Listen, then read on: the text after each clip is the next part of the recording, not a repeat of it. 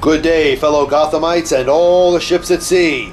Welcome to the second episode of Green Light Theater. Today you will option my novel, The Organ Banker, to become a film. Just a warning to parents, The Organ Banker will be an R-rated project for violence and harsh language. So if anyone underage is viewing, now is your time to click off to a PG-rated production.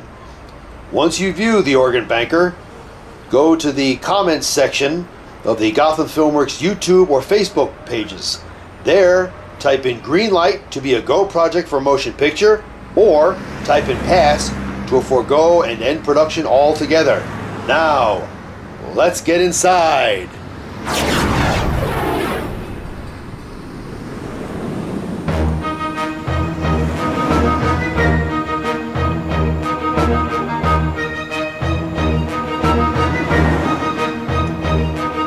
Back in the 1990s, I read a newspaper story about how the Chinese were harvesting organs from Falun Gong religious followers in their prisons. And being a writer of metaphoric science fiction, I began thinking of what the fallout would be if we here in America began harvesting organs from capital offenders in our own overcrowded prisons. I wrote the screenplay back in 1994, but when I sent query letters to agents, they did not want to go near it. Then I adapted that screenplay into this novel form you see right in front of you. And nobody wanted that either. No agent would represent me in selling this work. No studio head wanted to hear a pitch about a Boston surgeon who joins an effort to provide organs to patients harvested from death row inmates. But just because they don't want my work does not mean that it ends there. We have this fantastic tool of distribution called the internet.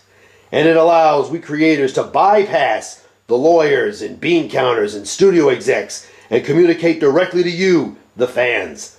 Because as Stan Lee said, without the fans, you are nothing. It does not matter how much money you make or don't make. It matters how many fans you connect with. We all know how popular books on tape, on CD, or streamed on the internet are. So consider my reading this book something akin to that. You can sit back and watch this reading, or just play it in the background while accomplishing your own goals at the same time. Gratitudes for your continued interest, and let's begin.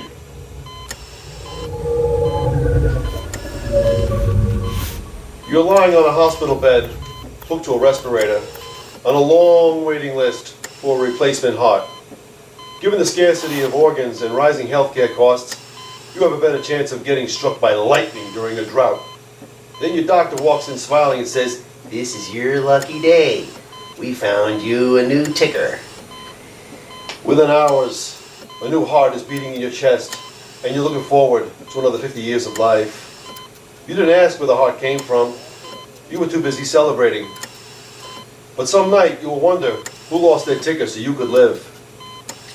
An accident victim who could not be saved? A patient who died on the table? Yeah. Keep thinking, pal, but don't lose any sleep over it. I sure don't. Doctor Karl Marcus, The Organ Banker. Chapter 1. Horns and percussions from the boss tones echo out of the Rathskeller bar and can be heard more than halfway down the block. Rachel Cole pays the music little mind and instead smells the aromas of foods she knows she's better off not eating more of tonight. Nearby is the smell of barbecue. Down the block at Pizzeria Uno's is the scent of deep pan pizza. And beyond that, Taco Bell. The weight of her backpack full of school books weighs her down, and she just wants to get back to the apartment and get her homework done and over with before the weekend starts. Standing near the Baybank ATM is a 30-something crackhead who looks at a Polaroid photo of Rachel Cole in his hand. His eyes dart side to side, and he gives a dirty look to someone who passes by and pretends not to take notice of him. He watches Rachel Cole walk by, pockets the photo, and briskly walks behind her. His eyes dart side to side as if looking for police opposition. He quickly jumps around in front of Rachel Cole, sneers and points at her. Startled, Rachel suddenly stops and wonders if perhaps now is the time to practice a little intolerance.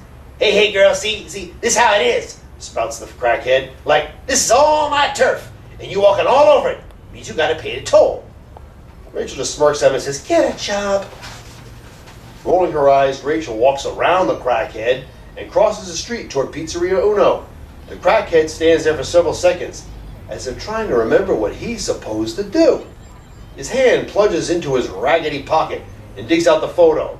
He looks at it, suddenly remembers what he's supposed to do, stuffs the photo in his pocket, and runs across the intersection to catch up with Rachel. She's in no mood to talk. He grabs her arm. She pulls her arm away. He takes a kung fu pose, and she balls up her fist and smacks him right in the face. "Hey, don't diss me, bitch. This is my street. Pay or lay. That's it." Rachel wants to hit him again. "Hey, punk, I don't owe you a damn living." "Hell you don't," snaps the crackhead. "This is my street." "Show me the deed," demands Rachel. The crackhead points to the graffiti on the wall. That's my deed, bitch. That's my deed. Tag says I own the street. I own, you pay. Hey, any Neanderthal can make that tag. Made by me, snaps the crackhead as he thumps his chest like a gorilla. Yeah, you're a real credit to the American educational system. You give me some money. Hell no, snaps Rachel as she walks away from the crackhead. He stomps his foot and points at her. Okay, just like that. Okay, bitch. Paying the crackhead no further mind, Rachel briskly walked down Beacon Street. She was sick of people like him. With all the taxes the city collected, why couldn't they just toss people like him onto one of those little islands you fly over on the way to Oakland Airport? It's not like a malnourished population of crackheads would be able to swim all the way back into Boston Harbor. But any passing shark would be overjoyed if they tried. She walks several blocks and smells less the aromas of food and more the stench of dumpsters behind the buildings. What she hears is a faint scuffling in the alley. She stops walking. Someone in the alley stops walking. She figures someone in the alley went dumpster diving for food scraps and bottles to sell back. She shrugs and continues home. The deadbolt lock tumbles. The heavy oak door squeaks open. Rachel enters her apartment. Her fingers stab at the keypad to disarm the security system. Tossing the heavy backpack onto the couch, she snatches up the remote control and turns on the television. On the TV screen is a skeletal-looking man strapped into an electric chair, jolting side to side as the current destroys the electrical and chemical reactions in his body, boils the blood, burns the brain, and bursts the heart. Yeah, that was a painless death, thinks Rachel as she goes into the kitchen. The electrocutioner cuts the current, and the man sags stiff in the steel chair. Then the TV reporter speaks calmly. And so ends the life of convicted murderer John Siringo, the 67th death row inmate, publicly executed this year. Tune in next week when Elaine Burke goes to the gas chamber for murdering her 2 infants. Rachel steps out of the kitchen, eating a cup of zero-fat yogurt, sits down on the couch, and kicks off her ankle boots.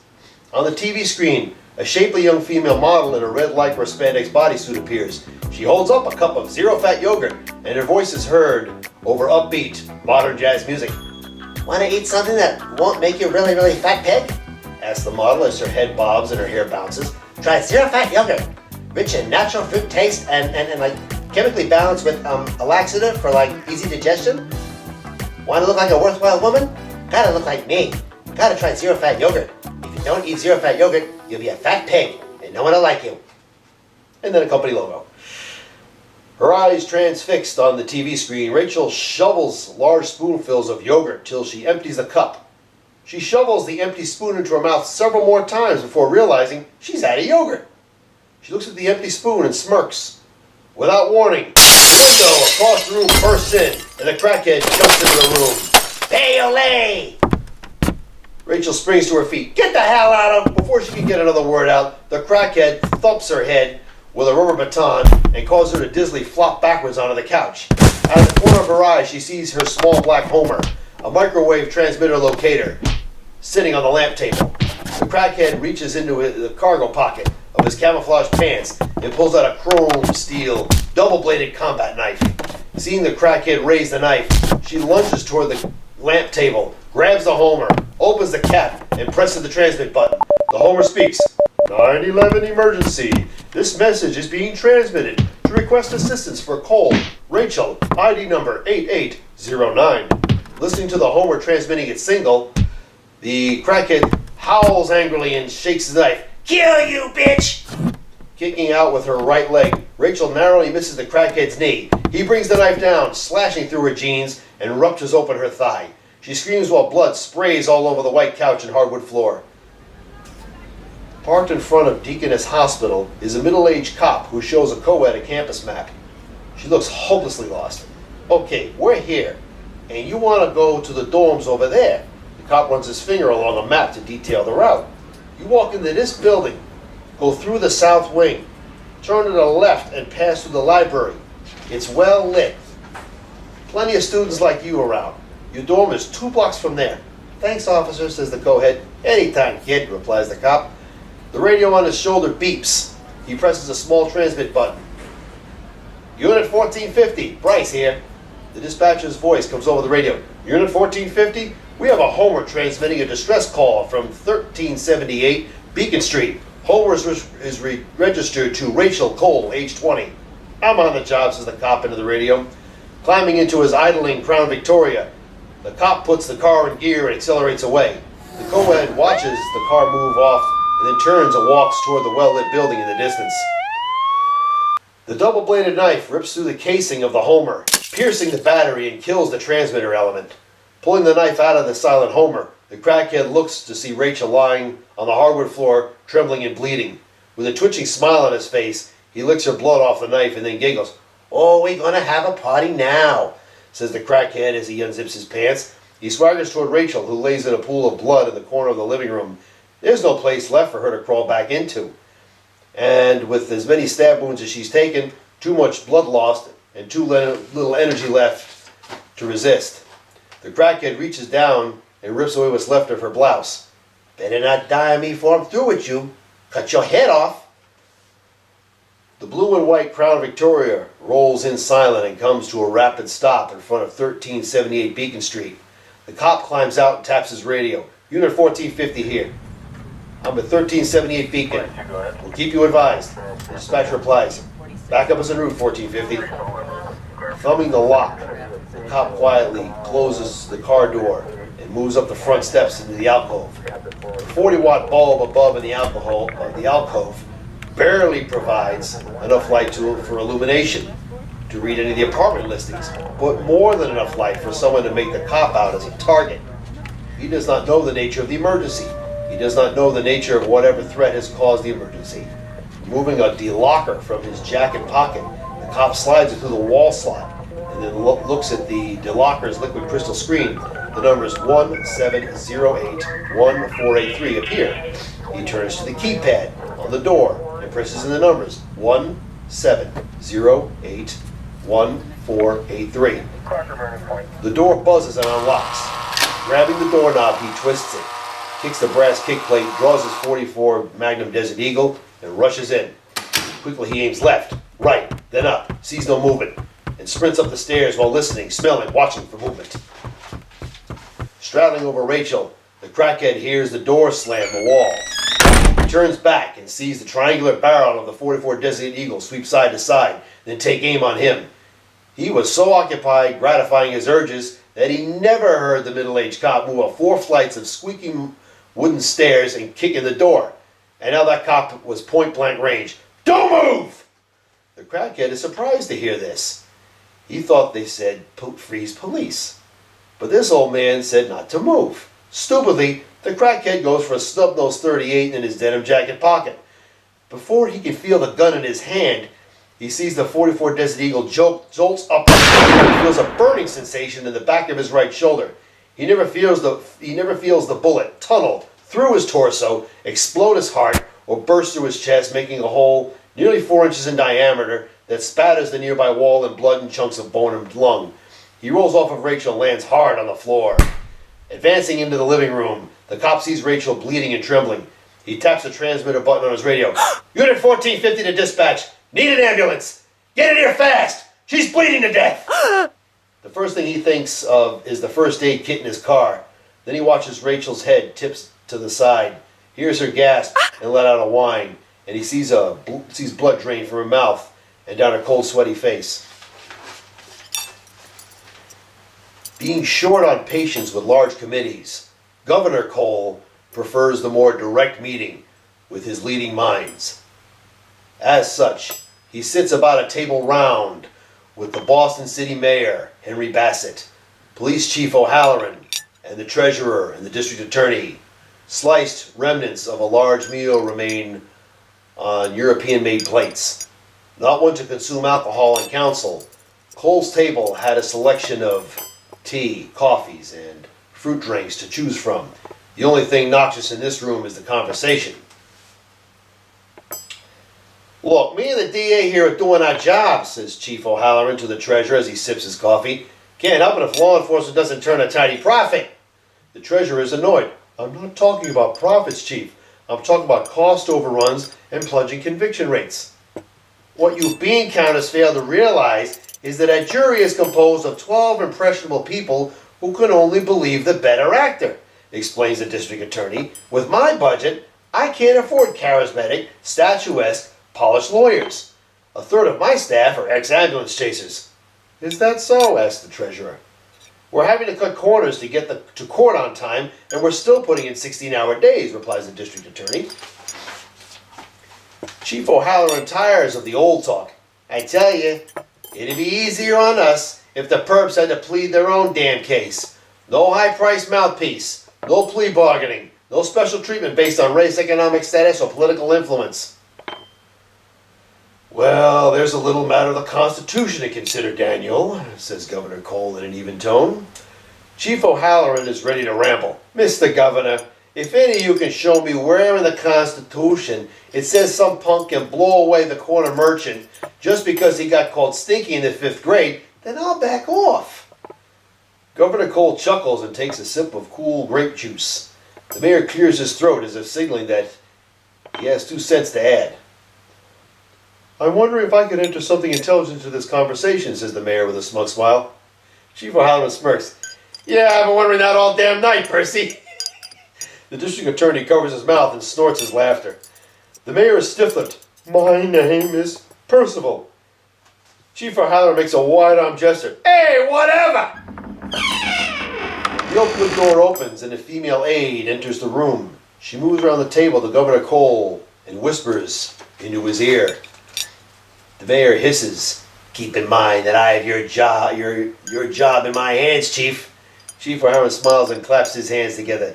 And I got your balls in a vice. The mayor feigns ignorance. Whatever do you mean by that? Oh, I have a little friend who works in Vice, replies Chief O'Halloran. She's got video of you at a house outside of Harvard Square.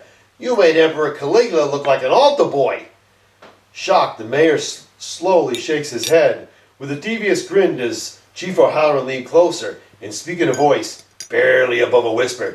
If you beat your wife the way you did that whore, there'd be a contract for your head. Both of them. See, people don't like perverts anymore. Nervously, Governor Cole nods and stands up from the table. The female aide steps back from him. He drags in a breath and then looks to the 3 men sitting around the table. He appears suddenly drained. Excuse me, gentlemen. I have to go. The district attorney stands and watches Governor Cole move briskly toward the oak door. Dave, what's happened? He looks to Chief O'Halloran. Never seen him like that before. His daughter was just taken to Boston General, says the female aide. She was unwilling. Chief O'Halloran watches the female aide turn and exit.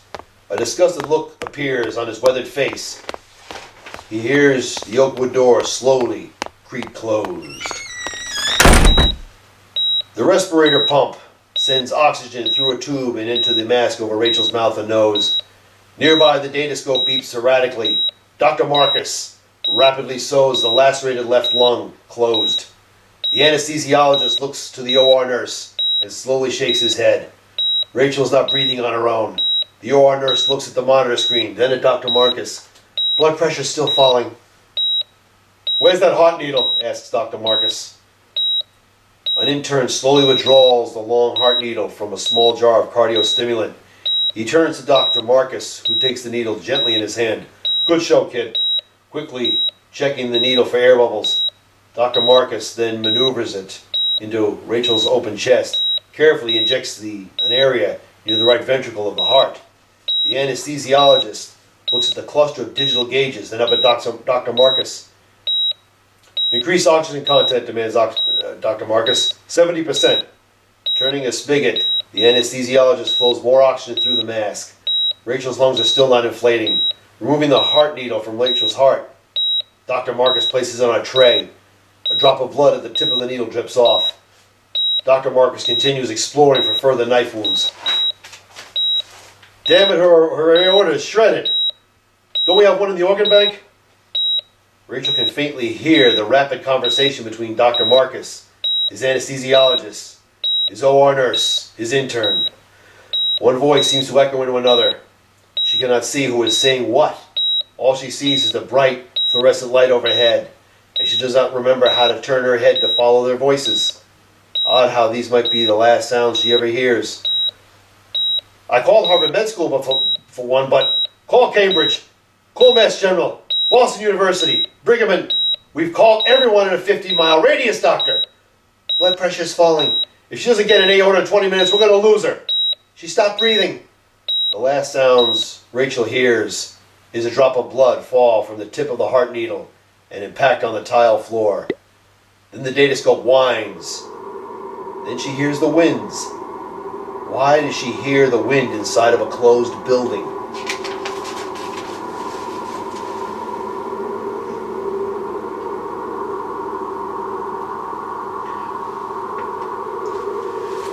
Chapter 2. Holding his wife Melissa, Governor Cole watches the coffin containing his daughter Rachel sink into the cold, wet earth. This, he thinks, is the moment no parent should see. And as far as he could see, it was all preventable. He could have insisted Rachel stay at the mansion rather than rent that apartment in Kenmore Square. But Rachel enjoyed living near her friends at school. Enjoyed many of those spontaneous moments that could not be had at the mansion. And now it seemed that an act of random violence had purged her from so many people's lives. He looks across the hall to see Rachel's friends. None of the 36 look back at him, as if they were afraid to meet his eye. He'd given them no reason to resent him, but these days, many kids resented anyone in a position of authority simply because they'd never attained that position themselves. He looks along the distant tree line to see the one familiar man who would look to him. A tall man in a black suit and overcoat. The last man to see Rachel alive. Doctor Karl Marcus. "This concludes our service," says the priest in a calm voice. Governor Cole gently tries to turn Melissa, but Melissa won't be turned. She just watches her daughter sink into the bottom of the hole and struggles to keep from sobbing. He smoothly runs his hand around her dark brown hair, causing her to look to him with large tears in her eyes.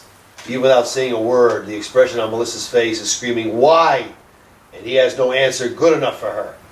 Firmly placing his hands on her shoulders, he gently turns Melissa away from the grave. He does not know what the look on his face is telling her, and he cannot count how many times he said to her how sorry he was for letting Rachel move out on her own. Even if it was Melissa that said Rachel needed her independence and her own place instead of life in the governor's mansion, the governor still felt that his relenting was wrong. It did not feel wrong at the time, but it certainly does now. "Melissa, I'll be back in a moment," says Governor Cole as he turns Melissa to face the waiting black armored limousine. He steps in the direction of the car, and Melissa does likewise, even though it is far from what she wants to do. She is, after all, the governor's wife, and she must keep up appearances. 2 bodyguards step on either side of Melissa and nod to the governor that they will see her safely back to the car. The governor takes one last look into the bottom of the grave and realizes the whole reason he ever ran for office is about to be covered in dirt.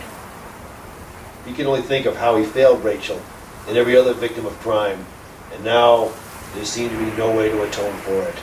He looks at Rachel's friends as they disperse back to their cars and vans, and then sees Dr. Marcus still standing by the tree line. Through bloodshot eyes does Dr. Marcus see the governor approach him. The last time he saw the governor was 2 nights ago when he came to the morgue to identify Rachel on a cold metal slab. Like every parent, the middle-aged governor had no prior training in dealing with the death of a child. He never sobbed, never lost a tear, but he certainly did tremble. Whether it was out of rage or acknowledging his loss was a matter for speculation. In either case, the man now looked pale and tired as he lumbered closer. "Governor?" "Doctor," says the governor, going with a nod. "It wasn't your fault. Chief Surgeon Mercer explained what happened. Don't feel guilty." "Thank you, Governor. I know she was your only child." The governor glances back at the grave and then to Dr. Marcus. "We will talk again." Dr. Marcus watches the governor turn and lumber across the rolling green. He can only wonder what a man his age would do now. His only child is gone. His wife is devastated. Plenty of their people would be offering their sympathies out of one side of their mouth and currying favor from the other in hopes of using the governor's moment of weakness for an opportunity to advance themselves. And then what would the opposition do to use the governor's time of mourning against him and further whatever agendas they could? How much would both sides try to get away with while the old man's back was turned? Or did both sides fail to realize that this governor got into office because he never turned his back? Turning, Dr. Marcus sees a minivan full of students roll quietly by. A bumper sticker on the rear windshield displays in bold red letters, "Vote Patriot Party," and then a blue silhouette of a Minuteman beside the caption. 5 days away from Election Day. Dr. Marcus hopes he'd remember to vote. But for the moment, all he could think about was that this was the coldest November he'd felt in years. Chapter 3, 4 months later. Shadows of rain reflected through the window seemed to run down Dr. Marcus's tired, emotionless face. Sitting behind his large oak desk is the chief surgeon, whose back wall is replete with degrees, plaques, and certifications dating back decades. Staring into nothingness, Dr. Marcus scratches his jagged beard and rubs his eye. "Karl, are you listening to me?" asks the chief surgeon. "Huh? Oh, sure, I hear you." "You've done more than anyone in your position can do. Worse, you alienated your wife, your friends, everyone. Dr. Stark says that you are not sleeping during your 36-hour shifts. You do not eat regularly, and now I am concerned." "I sleep if I get tired. I eat if I get hungry." "I know what it's like to lose a patient. You have the expertise. You know the procedures. And you know everyone on your staff did everything they could. So the fault is not with you. It's the fault of a system that could not deliver a compatible aorta." Dr. Marcus got impatient with hearing the obvious. "I realize that. And I realize I cannot rely on that system. But if I'm going to save lives, I got to be there before the damaged organ fails." "Karl, I admire your dedication. But if I asked any therapist in residence here, they'd say you were doubling your efforts and losing sight of your goal." "My goal is to cure the sick and injured. That's simple. I don't have the political aspirations of these kids coming up." "You're a rarity these times, Karl. Very rare. A man of his oath. You're always going to wish, always going to think you could have done more. But your patient was wounded beyond anyone's ability to heal." Rationalizing matters was not helping Dr. Marcus cope with the situation any better. He is a man accustomed to planning solutions and then making them work, being told that would not do him any good. He can only sit there as the chief surgeon stands up from his chair, walks around to the front of his desk and sits on the corner near the file box. He can only guess the chief surgeon was summing up a memory or collecting a thought to further patronize him with. "I was in Vietnam 32 years ago. A decision had to be made. A soldier was lying in front of me with his liver lacerated by shrapnel. So where in all of Southeast Asia am I going to get a liver? From another soldier who took a bullet in the brain. To my thinking, That headshot kid was already dead. Everything that made him who he was no longer inside of his skull, yet his heart beat on. The chief surgeon looks down at his hands. One patient would die without a liver. And when the thought struck me, I felt like a ghoul. But if I did nothing, then both of them would die. He closes his fist tightly. I was 24 years old at the time. I wondered if I had lived long enough to make that decision. But time was short. So I did what I had to do. To save the life of the kid who needed a liver, I took the life of the other. It's just the idiot next door, Rachel. Don't worry about it, okay? Yeah, I know. Was the operation? Did the kid? Well, the kid lived. Today he's 51 years old and works with his wife producing animated cartoons, replies the chief surgeon. The fact is, you don't need to linger on that or atone for anything that went wrong. Do that and you'll watch another go flatlining. I guarantee you. Point taken. Okay, now you got to go tell the pit bull next door what to go do with himself. Okay? Hey, quiet down, let your daddy read the story, okay? That's a good girl. Point taken. I want you to take Friday through the weekend off. Clear your mind of the emotional baggage and come back ready to assume your new post. New post? Asks Dr. Marcus. Reaching back, the chief surgeon pulls a letter out of a folder written on the hospital letterhead with several executive signatures. He places it in Dr. Marcus's hands and smiles. I regret to inform you, Dr. Karl Marcus, that on this February morning you have earned the rank of chief resident. Dr. Marcus quickly reads the letter, then looks up at the chief surgeon, who smiles like a cat and holds out his hand. A tired smile cracks on Dr. Marcus's face as he stands up and shakes the chief surgeon's hand. Life is going to get suddenly interesting for you, Carl. I don't know what to say. The chief surgeon chuckles. That is the best time to listen. Now hit the road. You won't be disappointed. Walking around toward the dark wood door, Dr. Marcus looks back with a tired smile, nods, and walks out. The chief surgeon nods his approval and watches the door close. Alone in his office, he walks around behind his desk, sits down, opens a drawer, slowly pulls out a glossy black folder marked Mandatory Organ Donor Program. Perhaps out of a feeling for nostalgia, Dr. Marcus drives back to his old apartment at 2A Wellington Street and sits there for several minutes, staring up at the second floor, then to the roof where so many Tar Beach parties had been held. He perfected his barbecue technique up there one summer. Pressing the toggle button, he dropped the driver's side window and listened for the familiar sounds of the neighborhood. The jingling bells of the little mom and pop store around the block that rang every time the front door opened and closed. The sounds of jazz and blues coming from Wally's on Massachusetts Avenue, just one block over. And then there was the unmistakable aroma from the New York pizzeria carried on the wind. It had been years since he'd sat there and enjoyed a pizza with the locals. He'd have to do that some night. But looking at his watch, he knew he'd best be heading uptown. All he'd have to do was get back on Columbus Avenue, head north, and be back on Federal Street in minutes. Renee sits upright on the couch, on the phone with one of the researchers working for the cause. So engrossed is she that she takes no notice of the door opening and her own husband tiredly walking in. Dr. Marcus takes off his moist black Savile Row overcoat and hangs it up on the hook on the closet door. Hearing Renee's outrage, perhaps it would have been better to have had a pizza back in the old neighborhood. That fascist pig! He can't be clean! He's a white male! He must have done something smutty in his life by now! Yells Renee as she shoots a look at Dr. Marcus. Oh, it's you! She picks up a folder, opens it, and then rapidly reads over it.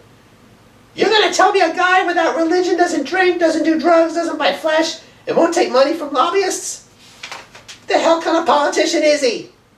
Hello to you too, says Dr. Marcus as he places his attaché case next to the umbrella stand. You listen here! You find out what Governor Cole is up to and tell me by midnight. You fail, you're out! Slamming down the phone, Renee stomps over to the bar, drops 4 cubes into a rock glass, dumps in the Stolichnaya vodka, then stomps back over to the couch and plops down. Renee had lost all of her feminine moves since she started hanging out with the Cambridge liberals. Moving into the kitchen, Dr. Marcus pours bottled water into a tall glass with 3 cubes and sips it down. His wrist phone beeps. He raises it to his face, opens the stainless steel cover, and taps a button. Marcus here. Good evening, Dr. Marcus, says the butler's filtered voice through his wrist phone. Your presence is requested this night by an acquaintance of your employer's. Chief Surgeon Mercer assures you will be extremely interested in what will transpire this evening. Who are you, anyway? Asks Dr. Marcus. I'm the head butler at the governor's mansion. A driver will be by to collect you in 5 minutes. Sure. Thank you. Dr. Marcus hears the phone click off. He closes the stainless steel cover, rolls down his sleeve, and drinks down his glass of water. He heads toward the bedroom to change into a fresh suit. Renee picks up an underground newspaper titled in bold letters, The Insurgent, and turns it to a page 3 before reading. She's almost to page 4 before she notices Dr. Marcus walking out of the bedroom wearing a fresh suit and tie. He heads for the closet and removes his trench coat and fedora hat. Where are you going? Governor's mansion. Don't wait up, dear. What?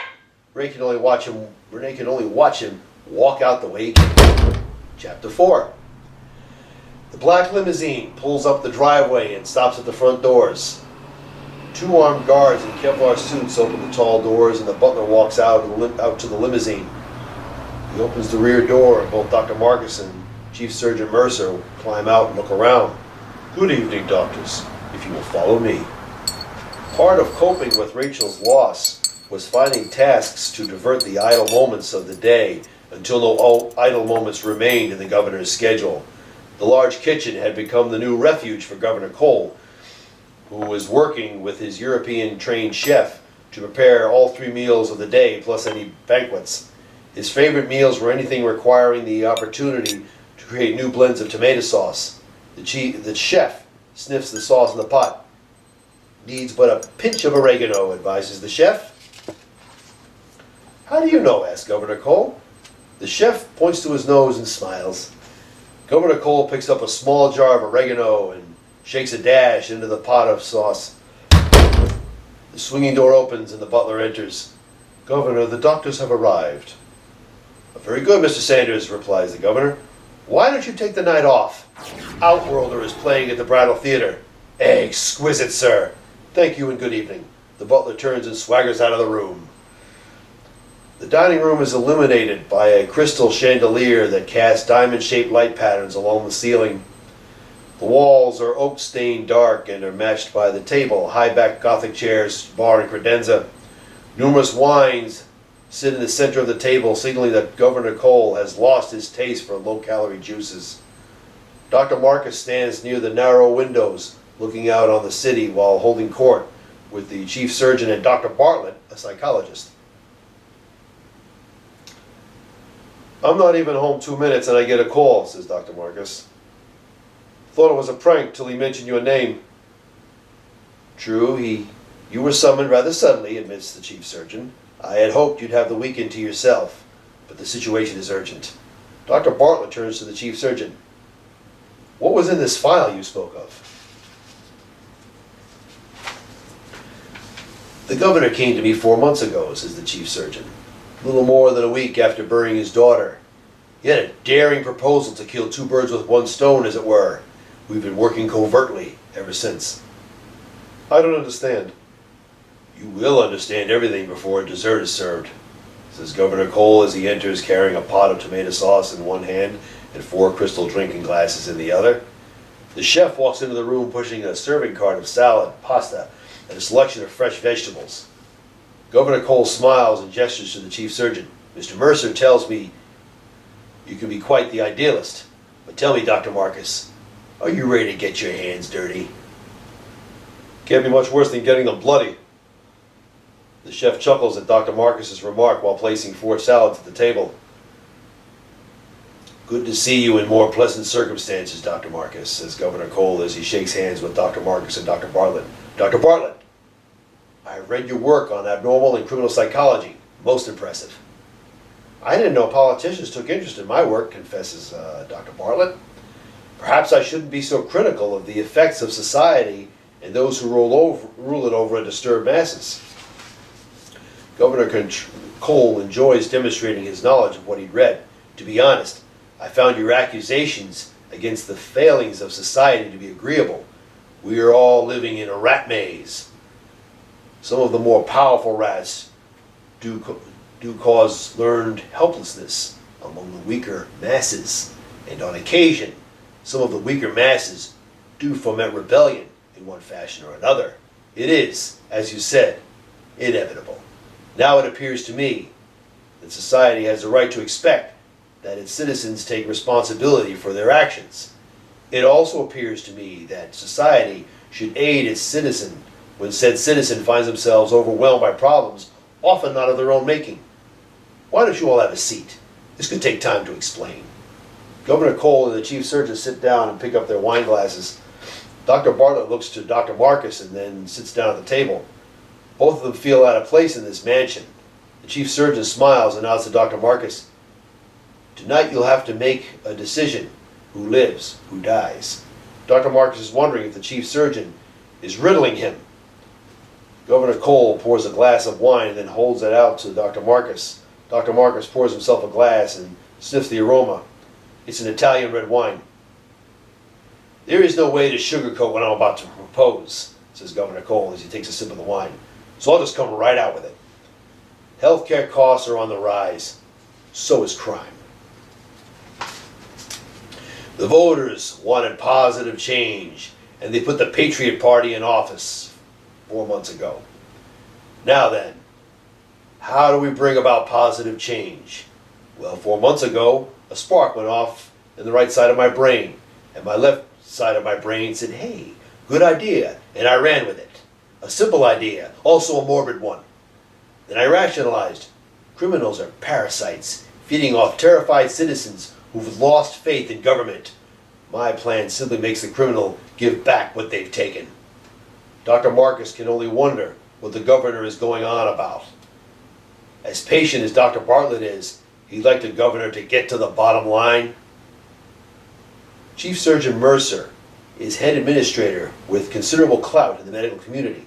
Dr. Bartlett, your expertise in criminal psychology and ethics provide rational structure to the plan. And you, Dr. Marcus, are the linchpin. What plan? Asks Dr. Bartlett. The mandatory organ donor program, replies the chief surgeon. Governor Cole is anxious to continue. Criminals on death row will henceforth surrender organs needed by law-abiding citizens. Dr. Marcus's jaw drops. He can only imagine what Renee would do if she heard about this plan. Likely cry foul from the steeple of Old North Church. The chief surgeon is looking to the two doctors for any facial signs of approval.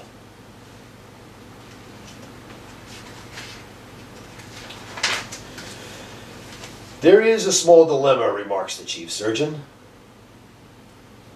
The Commonwealth of Massachusetts will not turn bill into law without some evidence that the plan will work and is not unethical, continues the governor. The chief surgeon gestures to Dr. Bartlett. You are the mouthpiece when it comes to explaining our plan to the public. And you, Dr. Marcus, will perform the organ extractions from the condemned. There is no smile on the governor's face, so it's obvious he's not being comical. Dr. Marcus stares at the governor. You're serious? I'm as serious as a heart attack, is the governor's answer. The Chinese have been cleverly utilizing their criminal population for decades, explains the chief surgeon. In that light, this plan is nothing new. Dr. Marcus wants clarification. Wait, now let me get this straight. A sick or wounded patient is in need of an organ, and you want me to cut open a healthy criminal and remove that needed organ in hopes of saving the patient? Exactly, replies the governor. Mr. Governor, that plan, if it works, can theoretically save lives, admits Dr. Bartlett. But it violates the doctor's Hippocratic oath. It is therefore unethical. Not according to Hammurabi, counters the chief surgeon. An eye for an eye, life for a life. I'm sure you read that too. Look at the big picture, says Governor Cole. Taking organs from criminals not only saves the life of patients, but also provides a new deterrent against crime. Think on this, Carl, says the chief surgeon as he increases the pressure. Society has already judged the criminal. In the end, what difference does it make if the criminal dies in the electric chair or from organ extraction? Dead is still dead. This way, society benefits. Organs can be harvested for 1/10 of what we're spending today. Morally, ethically, legally, we're setting a precedent here, observes Dr. Marcus. Certainly, he understands the big picture as the governor explains it to him, but that's too easy. There's lots of big pictures to be observed. He did not become a doctor to extinguish human life. Yet, he was unable to save life 4 months ago because of no compatible organs in stock. A real dilemma. Everything is in place, assures the governor. Funding has already been approved for a pilot program. An operating room has been prepared. Helicopters and pilots hired. A computerized network and distribution system built for rapid transactions. I know you feel overwhelmed, but can we rely on your assistance? Dr. Marcus glances to Dr. Bartlett, who is also speechless. He looks to the governor, who seems anxious for a response. Naturally, he could say no. The governor would have the chief surgeon go to the next person down the list and carry out the plan anyway. His eyes happen to look around the room and he sees a framed family portrait of the governor with his wife Melissa and Rachel taken several Christmases ago. He had to wonder if the governor had that portrait put in his dining room to remind him of the life that slipped through his hands 4 months ago. But he did not need a photo to do that. Dr. Marcus remembers the night all too well, remembers all the blood on his green scrubs, remembers having to change into fresh ones before walking out of the operating room and down that long hallway, remembers how the governor and Melissa read that empty look on his face and knew their daughter was gone, remembers how Melissa threw her head back as if to scream but no sound came out. What followed was a loud silence, a long silence. In fact, he was still hearing it, and he did not want to hear it anymore. I'm in. I knew we had the right man for the job, says Governor Cole confidently. Welcome to the fight. True to the governor's words, everything had been put in place over the 4 months since Rachel's death. Granted, the governor knew that sacrificing a few criminals would not bring her back. He was not a stupid man, just one that mourned for a long time. And it wasn't long before persons in the recently elected Patriot Party began flexing their muscles and changing legislation regarding the treatment of criminals, not just city to city, but state to state. Numerous states would inevitably adopt the death penalty, realizing that there was a subsidy from Washington to be gained by forwarding the Patriot Party's agendas. Those who'd been staunch Republicans and Democrats felt heat on their necks, not just from the Patriots in Washington, but from citizens back home who wanted the kind of action the Patriot Party states had enjoyed. Indeed, it was not long before the Patriots revised numerous pieces of legislation and then finally the Constitution itself. And now it was the criminal who was going to be living in perpetual fear. Chapter 5. Frantically, the judge slams the gavel. Repeat offender Willie James struggles while 2 Kevlar armored guards handcuff and shackle him. Members of the jury, unamused by Willie's threats, murmur back and forth as if already deciding his fate. The judge looks to the jury. Has the jury decided their verdict? The 12-person jury simultaneously thrust their fists in the air. Then the thumbs extend upward. Willie's about to breathe a sigh of relief till he sees the jury point their thumbs down.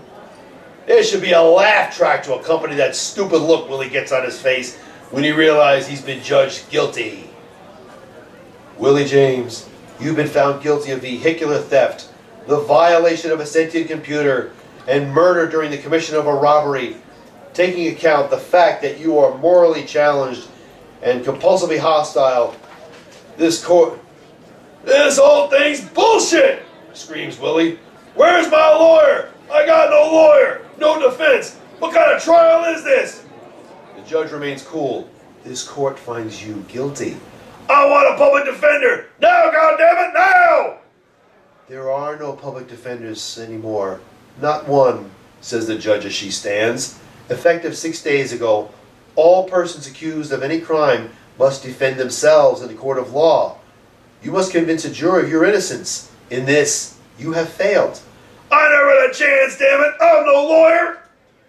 Willie James, having been found guilty by a jury of your peers, I condemn you to death by mandatory organ extraction. She slams the gavel. Now get him out of here! Willie is howling mad, and saliva runs from the corners of his mouth. He wriggles free of the guard's grip. You bitch! You can't roll me like that! You can't do to me what you did to the others! And, standing stoically nearby, the middle-aged bailiff presses a button on a small remote-control device.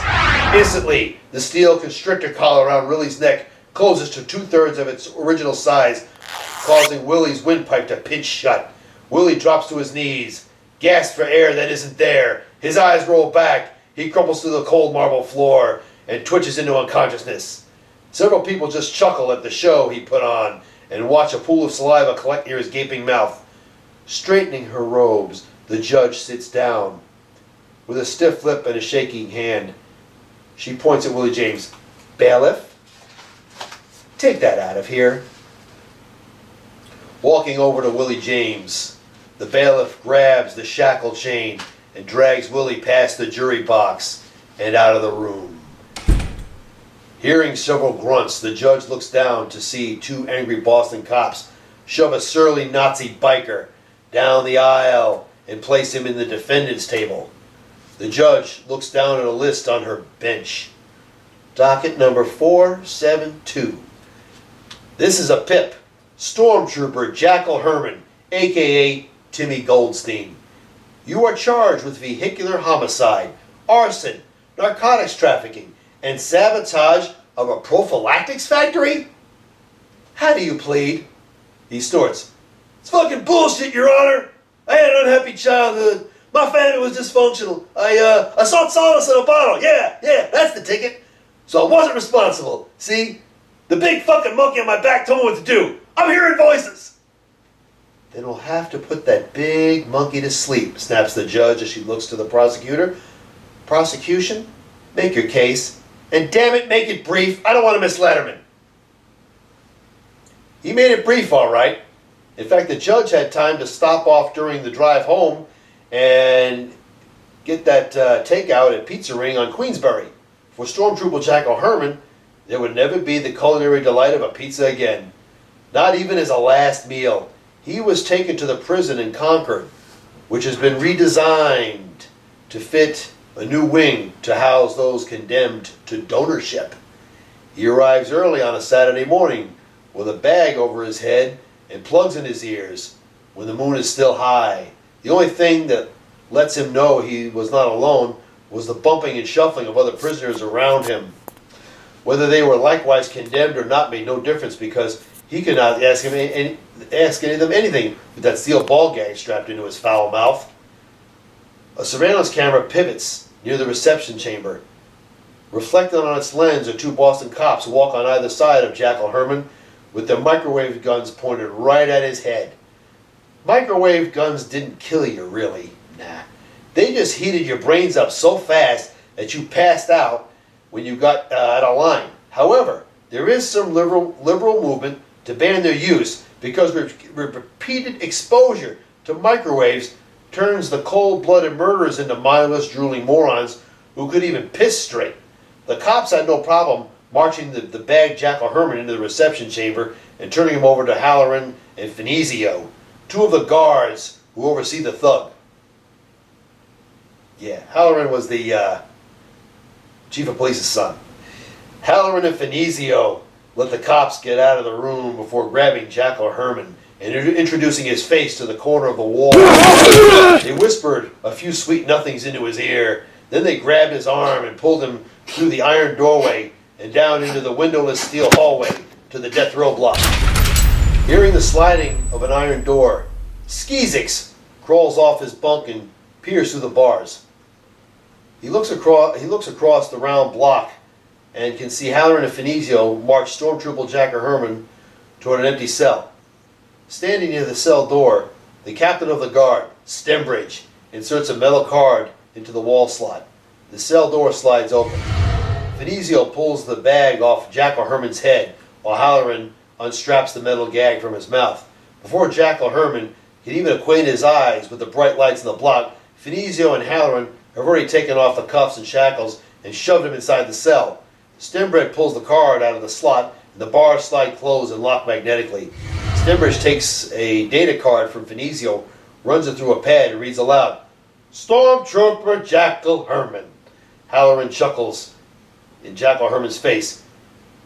"Yous mother gave you that name, fucko!" Stormtrooper Jackal Herman responds to Halloran with a series of monosyllabic grunts. Finizio removes her Kevlar helmet and bulletproof mask and shoves her long black hair back. Halloran pulls down his bulletproof mask, takes a Ritter chocolate bar from his pocket and chomps down on it. They don't feel the least bit threatened by these criminals. Stembridge continues reading from the pad. "Killed a man in a bar fight.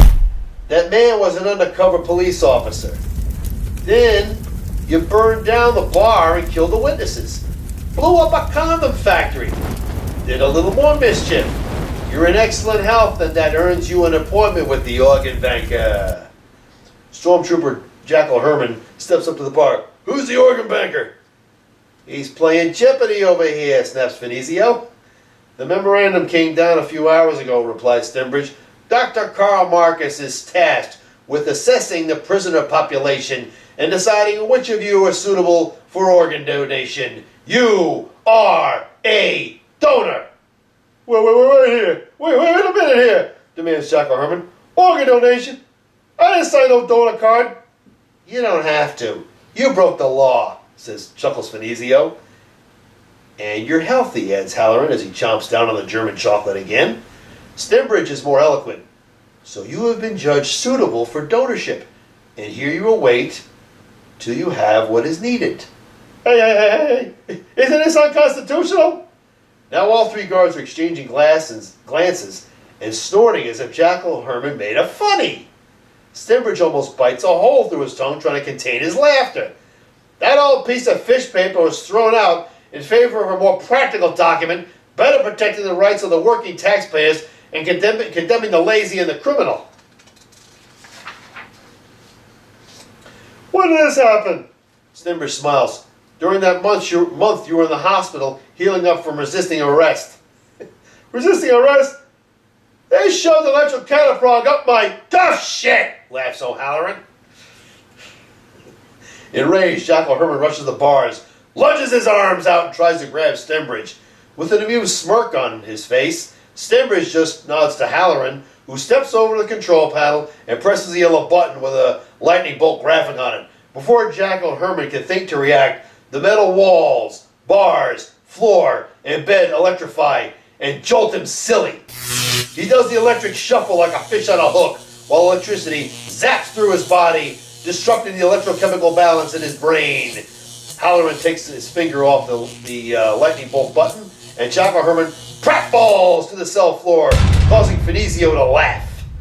Peering through the bars, Skizik sniffs the air. Hearing the sniff, Finizio walks across and looks down at Skizik's. His hand is right near the horizontal bars. Finizio has to fight the urge to stomp on his hand and make him yap and squeal again. She loved her job, but then again, she was too messed up to work a job around polite citizens anymore anyway. "Your blood type AB negative, right, Skizik?" asks Finizio. Like she didn't know. You know that, Finizio? Finizio reaches into the cage, grabs Skizik by his long hair, and yanks his head up against the bars. She wonders just how much pressure she needs to exert to press his little head right between those bars and keep it there. She thinks she's right for doing it. Probably is. "Bitch!" cries Skizik. "Peace Agent Finizio," she snaps as she takes her other hand to his throat. "Got it? I'm the peace agent, and you're the malignant cell growth on the ass of society. Forget that and I jackboot your ass right through those doors and operate on you myself." Skizik tries to pry her gloved hand from his hair, but she just grabs his throat in the other hand and squeezes. Now he can't breathe, and he might get his head pressed through between the bars. He's in deep shit, and it's not like there's an internal affairs around to write agreements to anymore. Bet you never thought this would happen while you were selling Fireball to those dumb kids, huh, Skeezix? Snaps Finizio. Let me go! Gonna puke! Smelling the bile on his breath and not wanting it on her jumpsuit, Finizio shoves Skeezix away. She watches him gasp for air and is reminded of a fish taken out of water. Becoming bored with Skeezix, she walks over to the next cell and slaps her hand under the bars, startling Tolero deeper into her cell.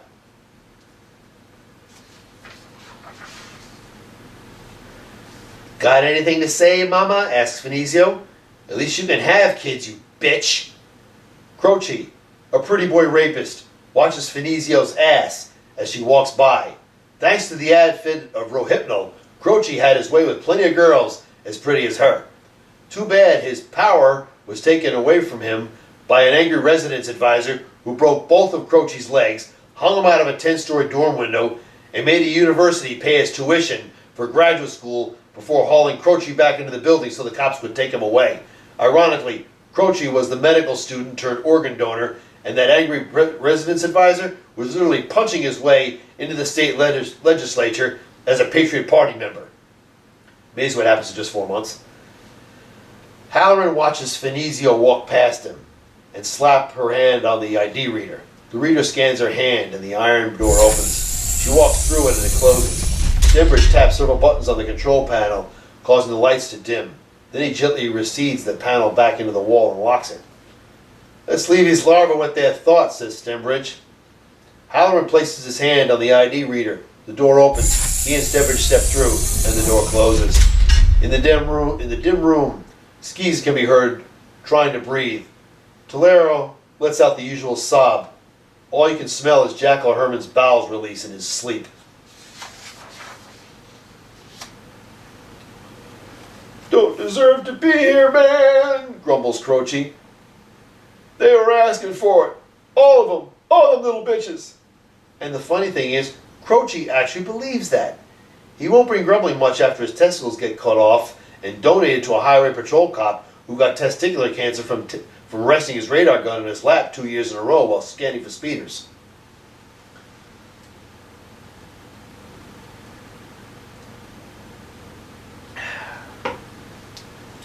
Chapter 6. Renee is sleeping on the couch, surrounded by right-to-life brochures, ban the death penalty flyers, 60s counterculture literature, a 1990 new political correctness dictionary, and several issues of the Insurgent newspaper. On the glass coffee table are lists of phone numbers, addresses, and photo portraits of local politicians and corporate officers. The door opens and Dr. Marcus walks in carrying the morning Boston Globe. The headline reads, Night Court convicts 37 before 10 p.m. A new record. Beneath that is a grainy photo of a Nazi biker being dragged down the front steps by 2 Kevlar-armored Boston cops. He had to wonder how people he'd read about would one day be rolled into his Concord operating room to be dismantled for the good of society. Renee hears the refrigerator door open, close, and then the sound of orange juice being poured in the nearby kitchen. She sits up to see Dr. Marcus carrying 2 glasses of orange juice and placing them on the chrome casters on the coffee table. He looks to all the papers lying scattered around the couch while she grabs the juice and sips loudly. Keeping busy? Always, replies Renee as she puts down the glass. How many days have you been sitting in here with this stuff? Don't know. What is today? Saturday, says Dr. Marcus as he points to the date on the Boston Globe newspaper. Renee is jolted. What time is it? I gotta pull the stuff in the van. She looks at the clock atop the HDTV. It's 8:47. Honey, forget all that. Look, it's a nice day. Why don't we go to the river and rent a sailboat? Like we used to do in college. Renee's smirk alone signals that she does not want to go sailing in February. I don't have time for all that bourgeoisie crap. I told you last week, we're picketing the governor. Do you really think that'll make a difference? Bastille Day spelled the end of aristocratic tyranny in France. Dr. Marcus shakes his head. This isn't France. But we're living in a feudal system, snaps Renee. The computer has caused a wider division between the haves and the have-nots. Sure, no argument there. But these days, computer courses cost less than a case of beer. If you got money to get blitzed, you got money to improve yourself. Simple as that. No, it's not as simple as that. If some of these people want to cry victim and act irresponsibly, then... You missed the point, screams Renee. That's exactly the point. Invest in education, you invest in your life. Waste money, waste life. That's the point. Some people don't have money for computer courses, especially now that society is going cashless and so many can't get a credit card. They sure got money when they want to get shit-faced, says Dr. Marcus sarcastically. They drink because they're not happy, cries Renee. Not fulfilled in life. And they're unhappy because they're drunk. Look, people have to take responsibility for themselves. Welfare's been abolished. The entire Social Security system went bankrupt when the yuppies started retiring. There's no money for social programs. Tell your victims and martyrs to wise up, stand up, and deliver. Get a job. You're impossible, snaps Renee as she stands up. I gotta get dressed and get out of here. Don't wait up. Dr. Marcus watches Renee stomp gracelessly out of the living room and slam the bedroom door. He just shakes his head in disgust and drinks down his orange juice. Times like this just made him talk to himself, and he didn't care if she was even listening or not. Won't hold a job because she doesn't want to pay taxes to the man. Oh, excuse the fuck out of me. The person. Lives up here with me in $1 million high-rise condo, shops in boutiques for French fashions, and then she sheds a few tears for humanity like some C-list college student. Shit. Pretending not to have heard his rant, Renee just walks out of the bedroom in an outfit of dark brown slacks, khaki button-down shirt, and ankle boots, and barely slows down to grab her jacket from the closet before walking out. Dr. Marcus just sits there wondering what he was going to do with the whole Saturday all by himself. Being a doctor, he was not accustomed to being alone. He grabs a local paper, looks quickly at the entertainment section, and sees a small ad for a comic book convention held on the 18th floor of the Holiday Inn near Boston Garden. That was not a far walk for him. And later that afternoon, a walk down Newbury Street, through the art galleries, a nostalgia shop, Newbury Comics, Avenue Victor Hope New Bookstore.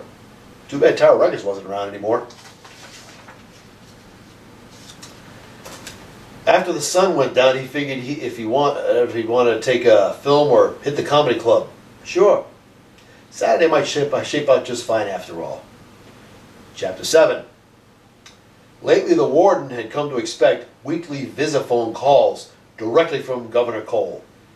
He no longer spoke through those young-faced buffers, but directly to the governor himself, and that means more work got done quicker. Governor Cole had been true to his word about eliminating fat in the government and creating a regime that did more to serve the needs of the people. And what makes the warden so supportive is the key role he played in it all. In the long run, it might even solve the nation's prison overcrowding. Well, that would suit me fine, Dave, says the warden. When will your man be ready? We secured his allegiance last night, replies Governor Cole. Mercer is compiling a list of patients in the Commonwealth requiring transplants. I see. My people here have all been busy with prisoner exchanges. Lifers who are not up to standard are being rotated to other facilities. Those who make suitable donors are being sent in here. Did their medical files arrive with them? Asked Governor Cole. They did. Fax copies of those files to Mercer at Boston General. His people can cross-reference the patients with prisoners and find the suitable matches between them. Consider it done. Thanks, Wayne. Have you had any notice taken of our operation? A few of the convicts' families griped about having their loved ones moved, replies the warden with an amused smile. I filed their grievance in a bureaucratic limbo. I hear some left-wingers got wind of your stamp out crime bill. How will you handle that? Stamp out crime is just a smokescreen. Every administration is expected to design a get tough on crime scheme. It gives the media and the liberals something to picket against while we put our true plans in operation. A pity, says the warden with a sigh. I could have preferred putting the liberals in the same cages with the rapists and murderers. Nothing like the direct approach. I don't think we'll need to go to those extremes. Once the left sees how many working class citizens are benefiting from low cost, high quality health care, I think we could win their hearts and minds. It seems I've heard that phrase before, Dave. But not spoken at the end of a scalpel, says the governor with a chuckle. We'll talk next week. The governor's face fades from the visiphone screen. The warden presses the intercom button. Seconds later, the door opens and his secretary enters. You called? Yes. Fax the medical records of every lifer to Chief Surgeon Arthur Mercer at Boston General. You'll find his fax number in the directory. Sir, we're still processing those files, whines the secretary. I'd like it done within the hour. Realizing the warden is in no mood for excuses, the secretary nods. I can do that. I like your attitude. Proceed. The warden watches the secretary turn and walk out. The door closes. The warden reaches over to the computer terminal and removes a small pad. On its liquid crystal screen are the words Mandatory Organ Donor Program. Classified. Code access only. It amused him how many lives were going to be radically changed in the coming weeks, and that he was a major player in it. Typically, the warden is just the guy who kept the lid on the can and was paid little mind by the politicians. But Governor Cole, being a patriot, is different.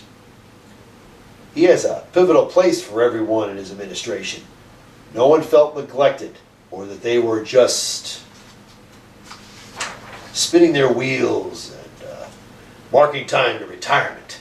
Everyone knew theirs was an important role in establishing the Patriot Party's hold in America. Sure, there have been some rumblings about third parties for the longest time, but few of them had a platform or leadership strong enough to gain the confidence of the American voter and attain office. The Patriots had been different. They did not look for money from the special interests or the corporate feudalists. They did not look to represent the rich 1 to 5% of the nation who mishandled power under previous administrations. The Patriots were looked upon as the working people's party. They represented that neglected 90% of the population who hungered for progress, order, and responsible government. So when the Patriots made their intentions known, it was the wise politicians like Governor Cole who heard them out, changed parties, joined up. Having known of David Cole's desire to improve his little piece of the world, the warden would help also hearing the Patriots out and seeing that he'd actually have more of a voice in the reforging of America. It was amazing how easy it was for the Patriots to recruit officials and voters alike. All they had to do was say they were going to do something, publicly explain how, when, where that plan would be carried out, and then gather the support they'd need to make it happen. So many parties before had worked to exclude people who were not of close contact to those who led it. The Patriots were all inclusive to all citizens of all earning brackets. In fact, their platform made their style sound more participatory. Granted, there were liberals who looked at the Patriots and drew parallels to how the Nazis got started in Germany, with working class members contributing what time and money they could for the common goal. Then there were the conservative detractors who scoffed at how the Patriots were actually listening to the citizens' gripes in each town and addressing them to improve that one town day by day. Yet step by step, the Patriots moved their agenda block by block, town by town, city by city, and state by state. And the warden was tickled how fast and bloodless the whole thing had been. Chapter 8. The only sound in the dark living room is the hard drive recording Lust for Life off Turner Classic Movies. The door opens, lights flash on, and Dr. Marcus enters wearing his black denim jacket, jeans, and an old army boots. In one hand is a bag of Chinese food labeled Kowloon, and in the other, a yellow plastic bag thickly packed with familiar Newbury Comics label on it. Hanging up his jacket, he stomps over to the couch, sits down and sips the Chinese food. Just as he's about to pull the little boxes from the bag open, his wrist phone beeps. He rolls back his sleeve, lifts up the stainless steel cover, and taps a button. Hello, Dr. Marcus here. What can I do for you?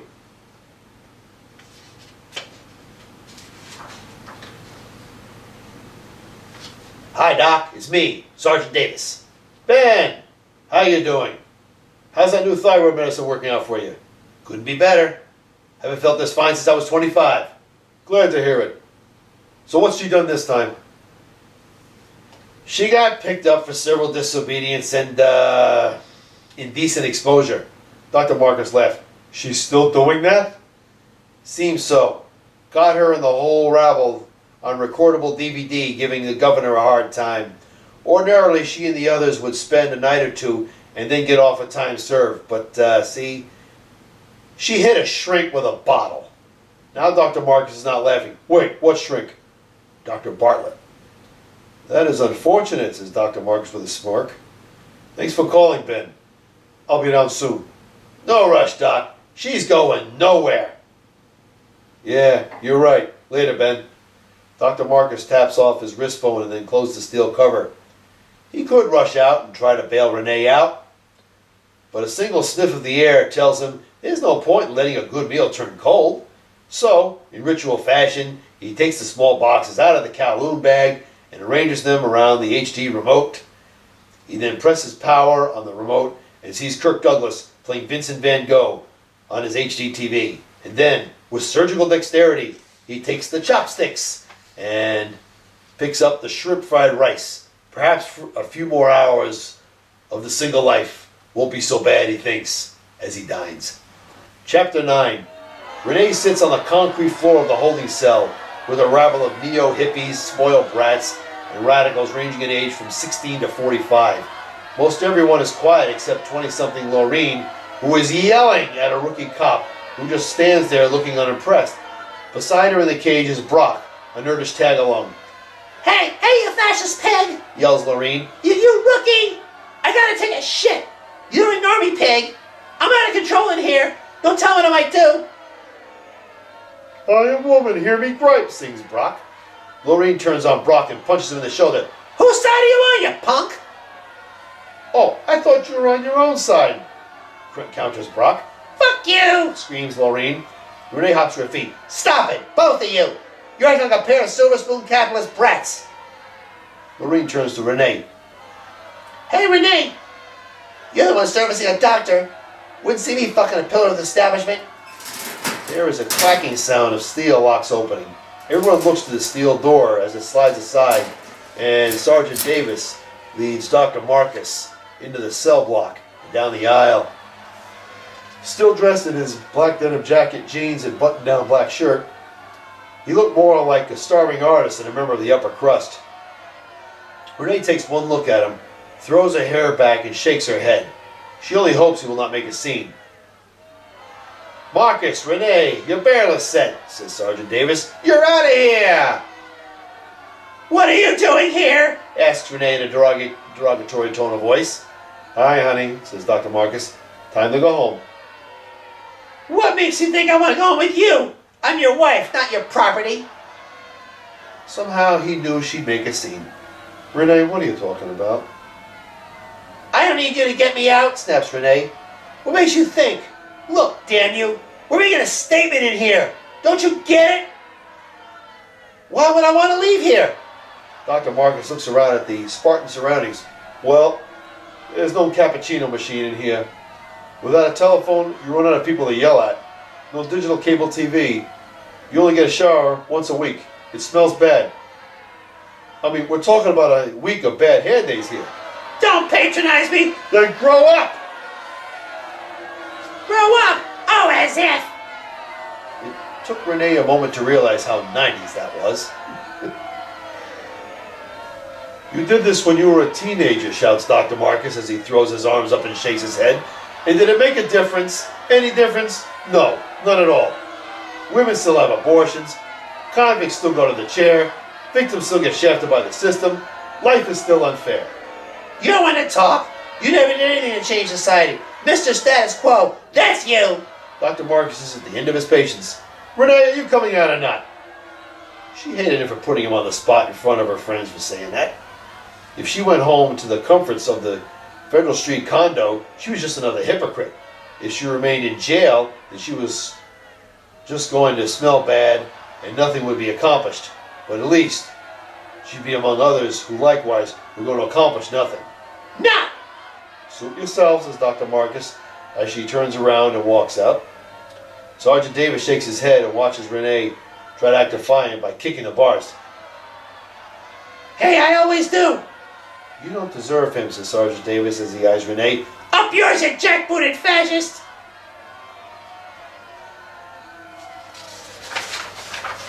He never did anything wrong to you, says Sergeant Davis with a smirk.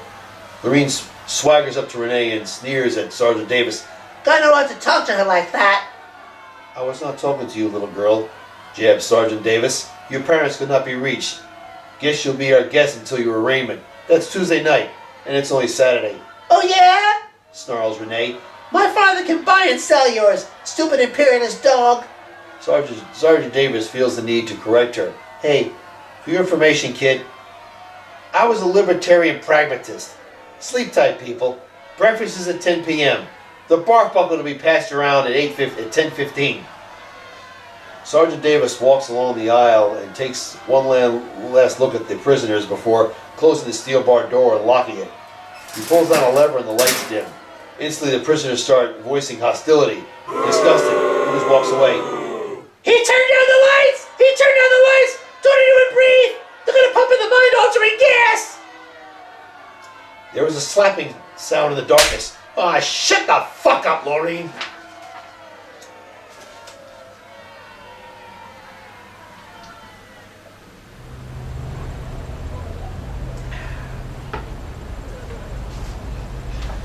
Chapter 10.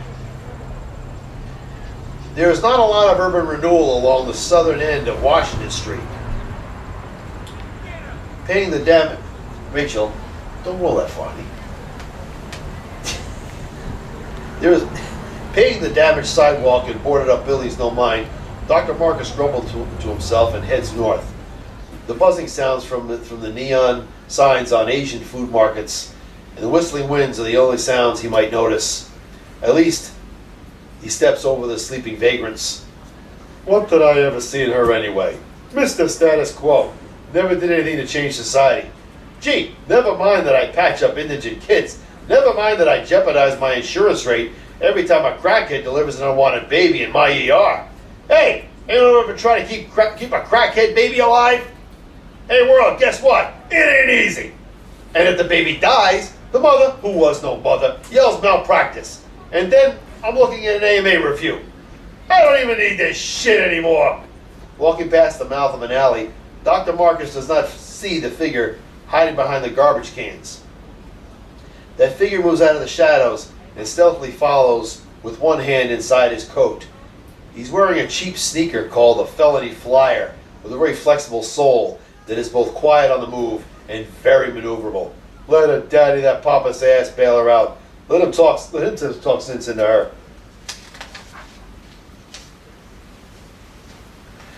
Hearing the crunching sound of a sneaker on a cracked sidewalk behind him, Dr. Marcus starts to turn around. The punk pulls a Beretta 9mm from his coat, grabs Dr. Marcus's jacket lapel, and stupidly tries to shove him up against a storefront. Give me money, motherfucker! Outraged, Dr. Marcus grabs the barrel of the 9mm in his left hand and points it up and away from his head. He snaps several rapid punches into the punk's face, causing his nose to burst all over his surly face. Dazed, the punk can only barely think in time to react before Dr. Marcus kicks the wind out of him, twists the 9mm out of his hand, and then punches him in the face. The punk angrily lunges forward. Dr. Marcus pivots aside. The punk hits the brick wall. Dr. Marcus thumbs back the 9mm hammer. Regaining his balance, the punk turns, pulls a K-bar knife, and looks at his own Beretta 9mm being pointed at his head. He looks up, down the barrel, and sees Dr. Marcus smiling. Cut you up, you sorry? Dr. Marcus just points the 9mm down and squeezes the trigger. Struck in the stomach, the punk is thrown backwards, bounces off the brick wall, drops the K-bar, crumbles to the cracked sidewalk. Automatically, Dr. Marcus reacquires his target, this time the squirming punk's forehead. The punk tries to drag in a deep breath, only to feel the constriction and sharp spasms in his stomach where the bullet bursted open. Dr. Marcus chuckles. You just don't get it, do you? The punk coughs up blood and hot bile, which runs down his cold, sweating face.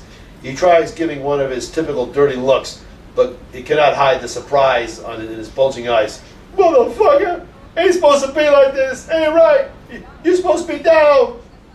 You just don't get it, laughs Dr. Marcus. Those days are over. Nobody's going to be afraid of you anymore. The coin is flipped. You don't get away with it anymore. I'll kill you slow. No more. Things are different now. No more cops show up, see a dead citizen and say, oh, well, what a shame, and then walk off while another body gets cold. No more courts will let your kind walk because you threatened to riot. No more mercy on the talk show circuit. No, it's different now. Time for you to fear us. Time for you to hide behind bars. You psycho motherfucker! Dr. Marcus squeezes the trigger. Some concrete burst out beside the punk's head, lacerating his left ear. The punk screams and grabs his ear. Blood oozes between his sweaty fingers. Don't you get it? This isn't a city anymore. It's an organ bank.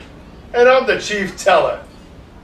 The punk can only watch Dr. Marcus twirl the 9mm pistol on his finger and stuff it in his jacket pocket. His smile twitches. The punk struggles to breathe and tastes the hot bile boiling up in his larynx. He can only wonder how long he lies here till he bleeds out, and if this white male is just going to stand there and watch it happen. The punk knows he's shot or stabbed at least 100 people, stole their wallets, their few pieces of jewelry, whatever value they had. He also stole the control they had over their lives. He stole their right to go on living. He stole it all. But he never hung around and watched any of his victims cough up their own blood and die. I'm sure we'll meet again, says Dr. Marcus as he just turns around and continues north up Washington Street. The punk just lies on the cold ground, wondering if he can get up and stagger to that big hospital up the road. Even if he can walk, he has to wonder if that crazy white man who took his Beretta 9mm is waiting up there just to knock him back down again. And there's a number of alleys he could hide in, just waiting for the fun of knocking a mortally injured felon back on his ass. And he could get knocked down time and time again, so he finally bleeds out and dies in a pool. He can only wonder what kind of society was breeding a citizen that enjoys preying on criminals. A citizen who's likely to beat a criminal down, throw him over a cop's desk, demand a blank check, and kill the criminal if he doesn't get it. America was becoming dangerous.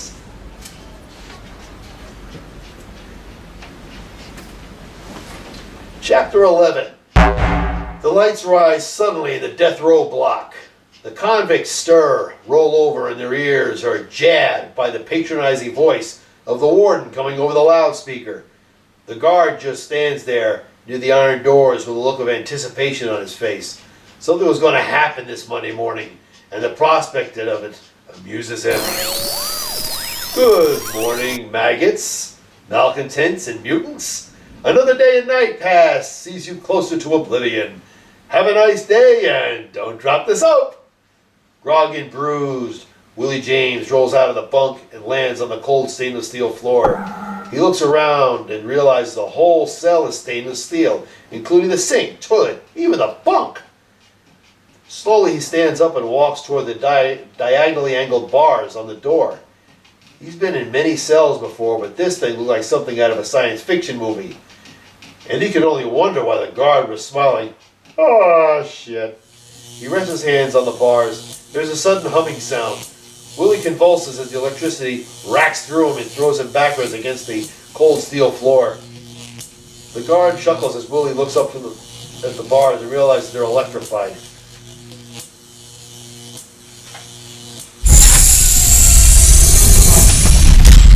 The iron doors open and two guards, Venezio and Halloran, enter carrying econo-criminal Niles Bassett like luggage. They execute a pivot turn and approach the empty cell next to Willie's. Halloran slides a card through the slot and opens that diagonal barred door. They toss Niles Bassett into the cage and the bars slide closed and seal tight. Venezio taps her headset mic. Disease contained, she says. You got a new playmate, Willie, says Halloran. This guy's convicted of crimes against the economy. Don't waste time talking to them, says Stainbridge. They belong under a microscope with the rest of the microbes. Niles Bassett rolls over and looks at his surroundings. His 8-room house on Wellesley has closets bigger than his cell. But the house was confiscated. His family sent to live with relatives, and his business partners blew her brains out rather than be taken alive. He was too scared to make a mess blasting his hair, teeth, and eyeballs on the ceiling, so he chickened out from eating a bullet. Now, he's waiting till someone needs a spare part that is compatible with what he's carrying. And that can happen any day or night without warning. Lucky for him, he won't be waiting long.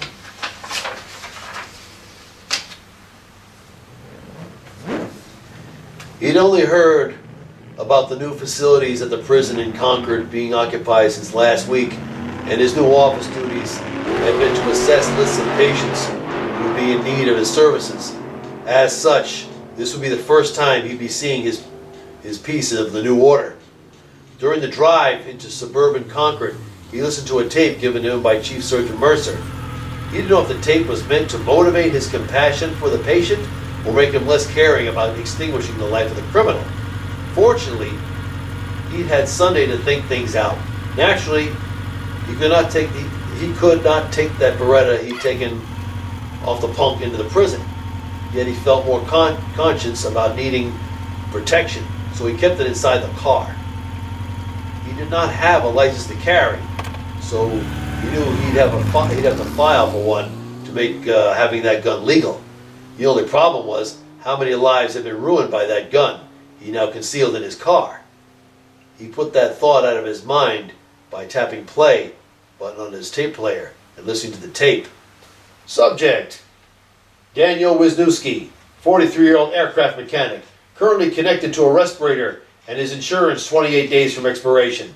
Should the operation fail, he will be survived by his wife, 3 kids, and a mortgage. The chief surgeon had a quick and blatant way of describing the situation. Then again, he is a man who believed in what they were doing, and like Dr. Marcus, fed up with the idea that a taxpayer might have his life slip through fingers.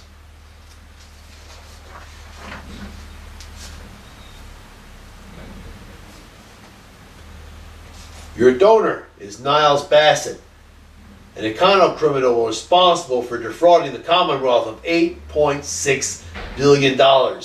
You will remove his heart and stabilize it for immediate transport. Then extract the remainder of the organs as per procedure. You have until day's end to complete this assignment. The tape ends. Dr. Marcus has to wonder if there'd be a tape like this when every time he had to perform an extraction, there would be adjustments to make.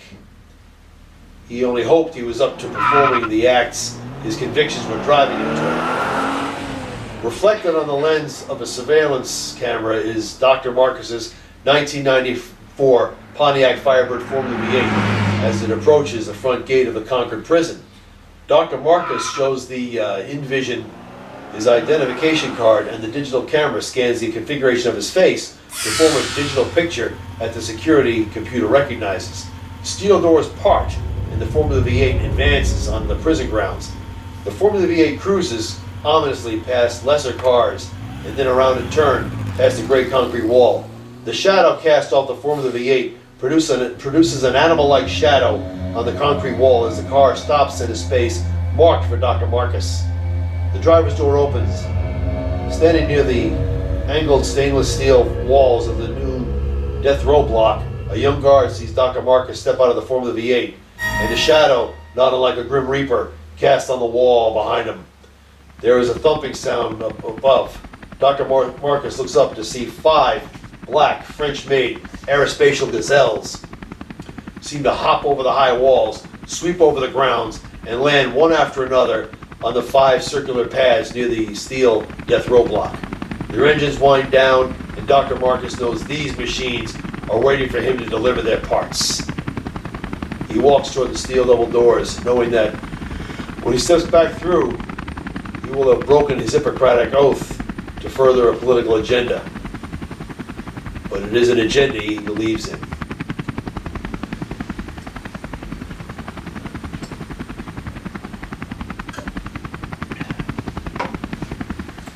The operating room, like most rooms on death row block, are windowless, sterile, high-walled, and smell of alcohol. Dr. Marcus, dressed in a black sterile jumpsuit, stands beside a stainless steel instrument tray, preparing a syringe of general anesthetic. The plastic doors sway aside, and Halloran and Finizio wheel the snobbish Niles Bassett in, strapped hand and foot to an operating table. "This is unconstitutional!" screams Niles Bassett. "You can't do this! I have friends in high places!" Finizio slaps Bassett in the head. Yeah. And I got an uncle in the cement business. Shut the fuck up, you yuppie cocksucker." Halloran stops at the operating table, leans down to lock the wheels, and then turns to see Dr. Marcus doing a quick inventory on the plastic organ containers stacked near the tall canister of dry ice. "Is everything in order, Doc?"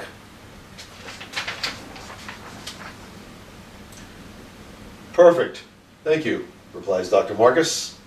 Finizio watches Niles Bassett struggle against the restraints. She feels like playing with him like a bug in a jar, but Halloran motions her to leave. She smirks and walks with him toward the plastic doors. It's all too obvious that Finizio would like to stand there and watch Dr. Marcus dissect the yuppie and portion him into cold plastic boxes. "You know, you don't have to talk like that," says Halloran. "It's unprofessional." Finizio just smirks at him as if she's saying, "Bitch, please." Dr. Marcus watches them walk through the plastic doors. He turns around to see Niles Bassett still struggling against the restraints. Very nonchalantly, Dr. Marcus holds up the loaded syringe and presses the plunger to clear the air bubbles from its needle. Niles Bassett is startled to see who his executioner is. Karl Marcus!" Dr. Marcus nods. "Niles?" "Karl, what is this? What are..." Dr. Marcus smiles. "Yes. Questions." "What are you doing here? You can't be a part of this. This is murder." "What is to transpire is sanctioned by the state," says Dr. Marcus unemotionally. "Your termination will save more deserving lives." "No! You can't say that to me! I'm not the enemy! You can't say that to me!" "I have nothing personal against you," says Dr. Marcus. "This is professional." He's about to think of the first instrument to take in hand when he remembers the first time he uttered the words, "This is professional," as if excusing what he was about to do. He was a younger man then, 10 years younger, quicker, more wiry, sometimes more impulsive, but always on point. He was in a railroad tunnel in Germany trying to listen to something beyond the sound of a train rumbling away, trying to hear footsteps. They would be heavy footsteps from a man he was chasing down. He must not confuse those footsteps with those of his partner, whose footsteps would be lighter. He's never shot in the wrong direction, and he does not want to do so this night either. When that train rounds the bend a mile away, he finally hears the echo of what he's listening for. Size 10.5, stomping heavy from fatigue. And with gun in hand, he follows. The courier had been a trusted man, trusted far enough to betray those who put that trust in him. Surely he said all the right slogans, checked out negative for criminal activity before joining the service, even managed to keep his vices under wraps. But when one person turned up dead, it was not long before the trail was followed back to the last courier to see him alive. Now he was clenching tight an attaché case and running down the tunnel, up the concrete steps, and onto the Constabulewalker platform. All he had to do was make it up 2 flights of steps. 2 flights of steps up to street level. And from there, he could catch a taxi out of the city of Frankfurt. But the frantic evading of pursuit had left him feeling lightheaded, tired, dry-mouthed. This was becoming dizzying. Running up the steps, he looks down at them and feels his vision blurring. Then he smells perfume. He looks up, and there, standing at the top of the steps, with a snub-nosed 9mm in hand, is Ono Smythe. Her dark trench coat rain spattered. He should have expected it.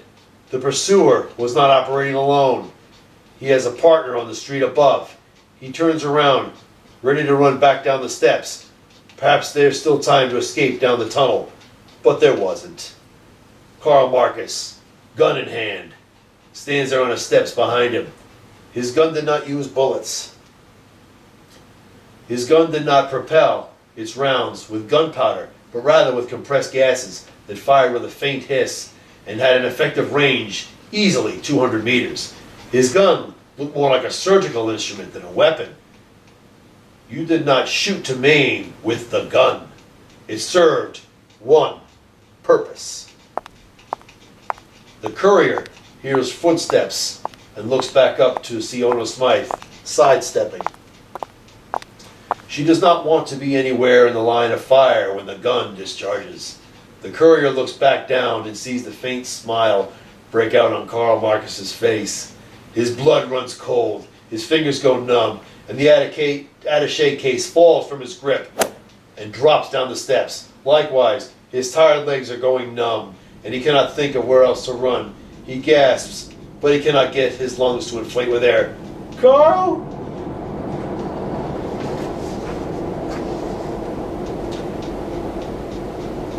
And what were you selling this time? Asked Karl Marcus. Chemical weapons formulas to a Middle East tyrant? Nuclear secrets to an Eastern Bloc nation? Computer access codes to a multinational corporation? It's not, Karl. Karl, it's not what you think, Karl. It's not what you think. Ono Smythe sighs. It never is. Karl Marcus lowers the gun from the courier's face to his chest. You don't get it, do you? This kind of traitorous behavior will no longer be tolerated. What is this transpire is sanctioned by the government. Your termination will save more deserving lives.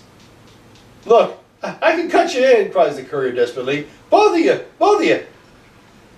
More than enough money to get your PhDs when your hitch is up. Yeah. You can buy your way into any medical school you want to. No more popping blisters on the feet of some 11 Bravos, right? Oh no, Smythe feels offended. Are you saying there's something demeaning about caring for an infantryman? Oh, well, no, that's not what I mean. What you mean is bribery, snaps Ono. We heal the sick and injured, says Karl Marcus. We remove disease from the body. No, Karl, you can't mean. You are the disease, accuses Ono. You infect the body. You will be removed. His knees giving out, the courier drops to the steps and sobs. Karl Marcus just lowers the gun and reacquires the courier's chest.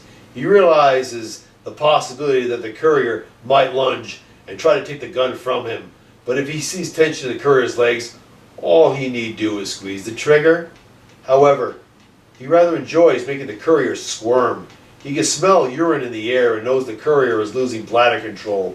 The courier's chest heaves as he sobs, and the only reason Karl can think of to keep this maggot alive is to toy with him like he's the trap rat that he is.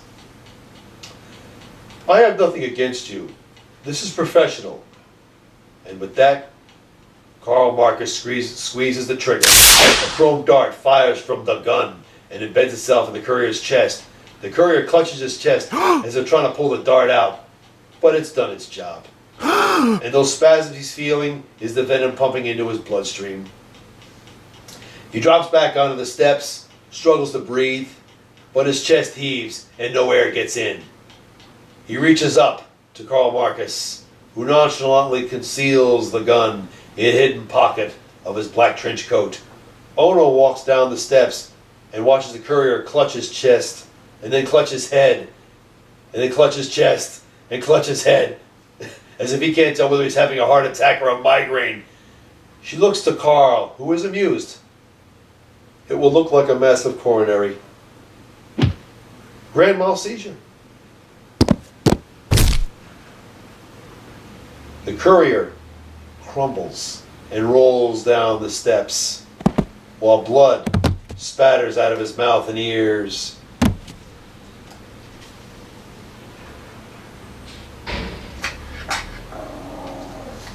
He can only grab his head, as if trying to keep it from splitting, and struggle to scream.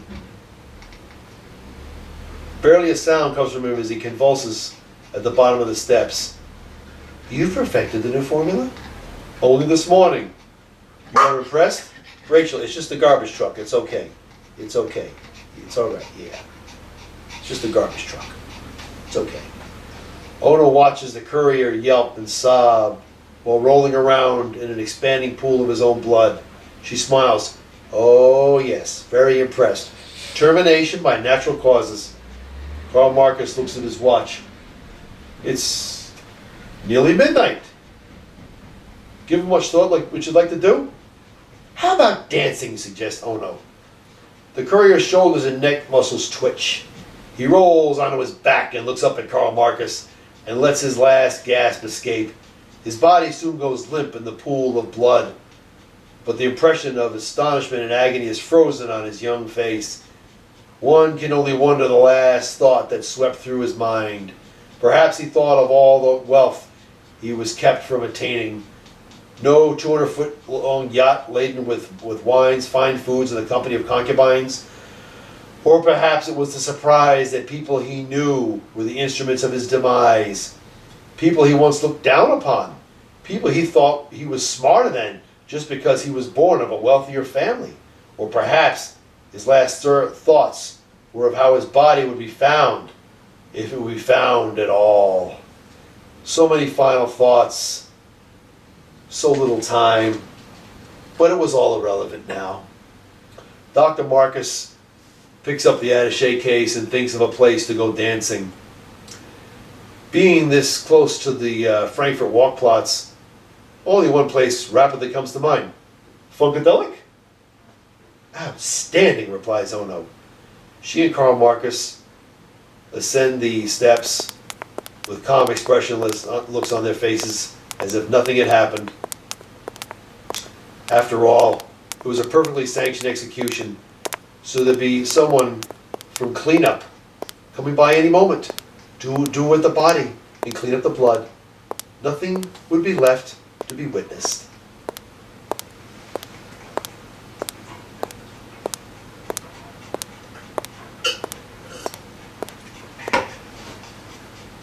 Dr. Marcus's reminiscing was broken by the grunts of Niles Bassett struggling against the restraints. His mind was quickly jolted back to the task at hand. He had a sanctioned execution to perform. First order of business was reducing the donor's responses to the surgical blades that would soon be probing and slicing the innards. Without anesthetic, some organs bounced when touched by surgical tools. He picked up the syringe and nonchalantly injected the arm of Niles Bassett. With 1 minute, Niles would not be breathing as deeply or as quickly, nor would his body react so dramatically to the entrance of a cold, sharp steel. This is professional. All I did was make money, cries Niles Bassett as he struggles against the restraints, but finds no strength left in his body. All I did was live the American dream. Time to awaken from dreamland, says Dr. Marcus. Here in reality, you used stolen government funds to leverage an illegal buyout of a corporation. You cost 28,000 people their jobs. Their reality is a living death. There can be no tolerance for anyone causing such harm. I can cut you in. I have enough money. You can't do this. What about your oath? What about your ethics? You have no right. Picking up scalpel in his left hand, Dr. Marcus looks at his reflection on the finely crafted, finely maintained instrument. He no longer felt the weight on him of not being able to care for those needing organs. He felt like he is their mechanism for attaining what they needed. He felt useful. He felt decisive. He felt righteous. But of course I do. Now be a repentant soul and open your heart. Niles Bassett watches as Dr. Marcus places the scalpel in his right hand, his cutting hand. Weakly, he struggles against the restraints, wheezes in a breath and screams. Cold sweat runs down his face. Dr. Marcus just glances at the wall clock. Any moment now. Hearing Niles screaming, Willie James jumps to his feet, runs up to the diagonal bars, and slams them with his fist. He knew it was only a matter of time before he was going through that steel door, and he had to wonder how he was going to handle, how he was going to consider, how he was going to think on his last moments of life. But, idiot that he is, still had a device to impart. Die like a man, white boy! He actually thumps his chest. Spin his eye! Don't let him know you're scared! Don't give him the satisfaction! It is hours later. Ono Smythe sits behind her stainless steel desk talking on the visiphone to the organ broker. She has an eye patch where her right eye used to be. Her hair is shorter and she's dressed in a white blouse, gray long skirt, and a dark gray jacket. And while she does not dress in elegant European fashions, she is still a regal woman. I have a body of organs to be transplanted and ported on demand. However, the heart is already spoken for. The organ broker glances at a monitor to check his inventory versus the needs of his local clientele. I can give you $2,000 per lung. I need an aorta, 2 gallons of blood, and a spinal vertebrae. I can sell you the whole package for $5,000. When can you guarantee delivery? Ono glances at her Ventura watch. Our chopper will land on your heliport in 33 minutes. Deal. Our account codes are coming through your website now. Clicking her mouse on the internet browser icon, Ono causes the list of medical sites to appear. She scrolls down, selects one underlined in red, clicks on it, and watches it appear. She then clicks on Accounts Received and sees $5,000 from Trauma Center 4 appear. The transaction is complete. Thank you, broker. She changes the channel on her visiphone and sees the black uniformed chopper pilot appear. Norman, there are 6 parcels en route to you. Destination is Trauma Center 4. Estimated flight time, 20 minutes. Good show, Ono, replies the chopper pilot. Exiting the operating room, Dr. Marcus looks out on one of the few slitted windows in the complex and sees Chopper 2 disappearing into the sky. He straightens the collar of his suit and shirt and hears footsteps coming from down the metal stairs. Carl? Hearing a familiar voice, Dr. Marcus turns and sees Ono standing at the top of the metal staircase. Slowly he shakes his head. He never expected to see her again. Ono? Ono takes an envelope from her jacket pocket. Dr. Marcus ascends the steps and takes the envelope slowly from her hand. She sees a tired smile appear on his face. He actually looks at her hand first, then her face. Where's your ring? Asks Dr. Marcus. I thought you... Oh no, I divorced the bum, replies Ono as she gestures to the envelope. That's your percentage of today's organ sales. Sales? Mr. Bassett is being sold piece by piece, explains Ono. We made $280,000 on him today.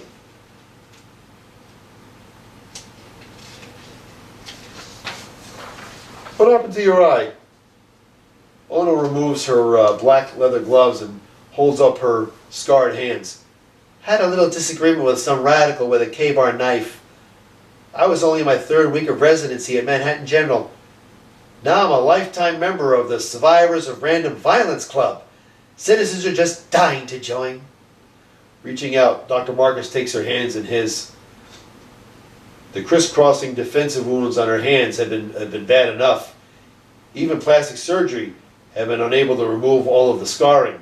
But worse was the fact that was the damage to her joints, which would manifest themselves later in a crippling arthritis. He could only guess at the nerve and muscle damage done to her and knew it was the reason she could never work as a surgeon again. She could handle food utensils, but she never had the dexterity to handle a surgical blade again.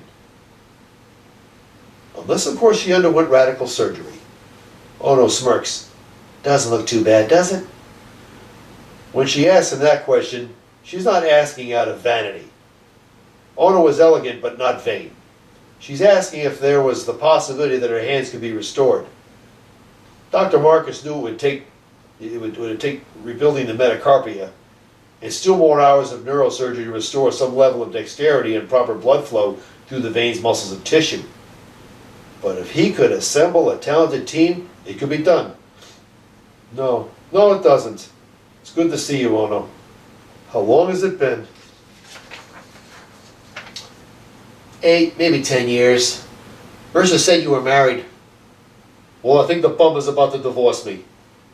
You never were a happy man. Not easy to live with either. Too serious. We both were. Ironic how we never met under pleasant circumstances. We never were the Ozzy and Harriet type, quipped Dr. Marcus.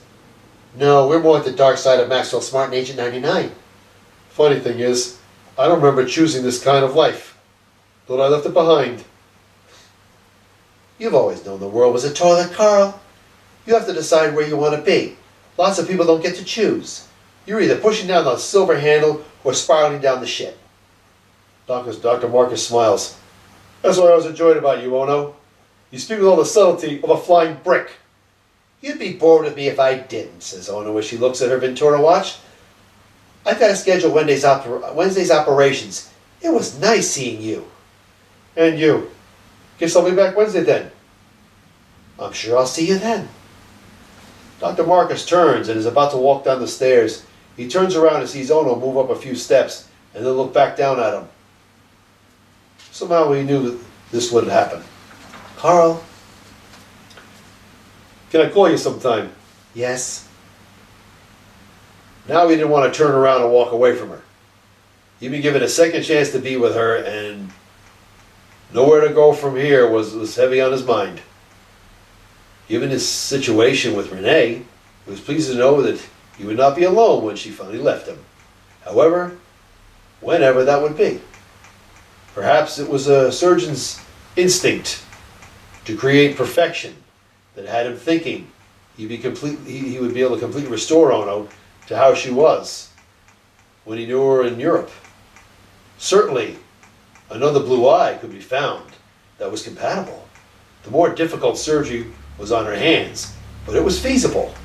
Even if she could not return to working as a surgeon, the procedure would certainly improve blood flow through her hands and greatly reduce the arthritis she'd feel later in life. That was important. For what good was it to harvest organs for others if he could not restore his best friend? Chapter 12. The drive out of Concord had been scenic but uneventful.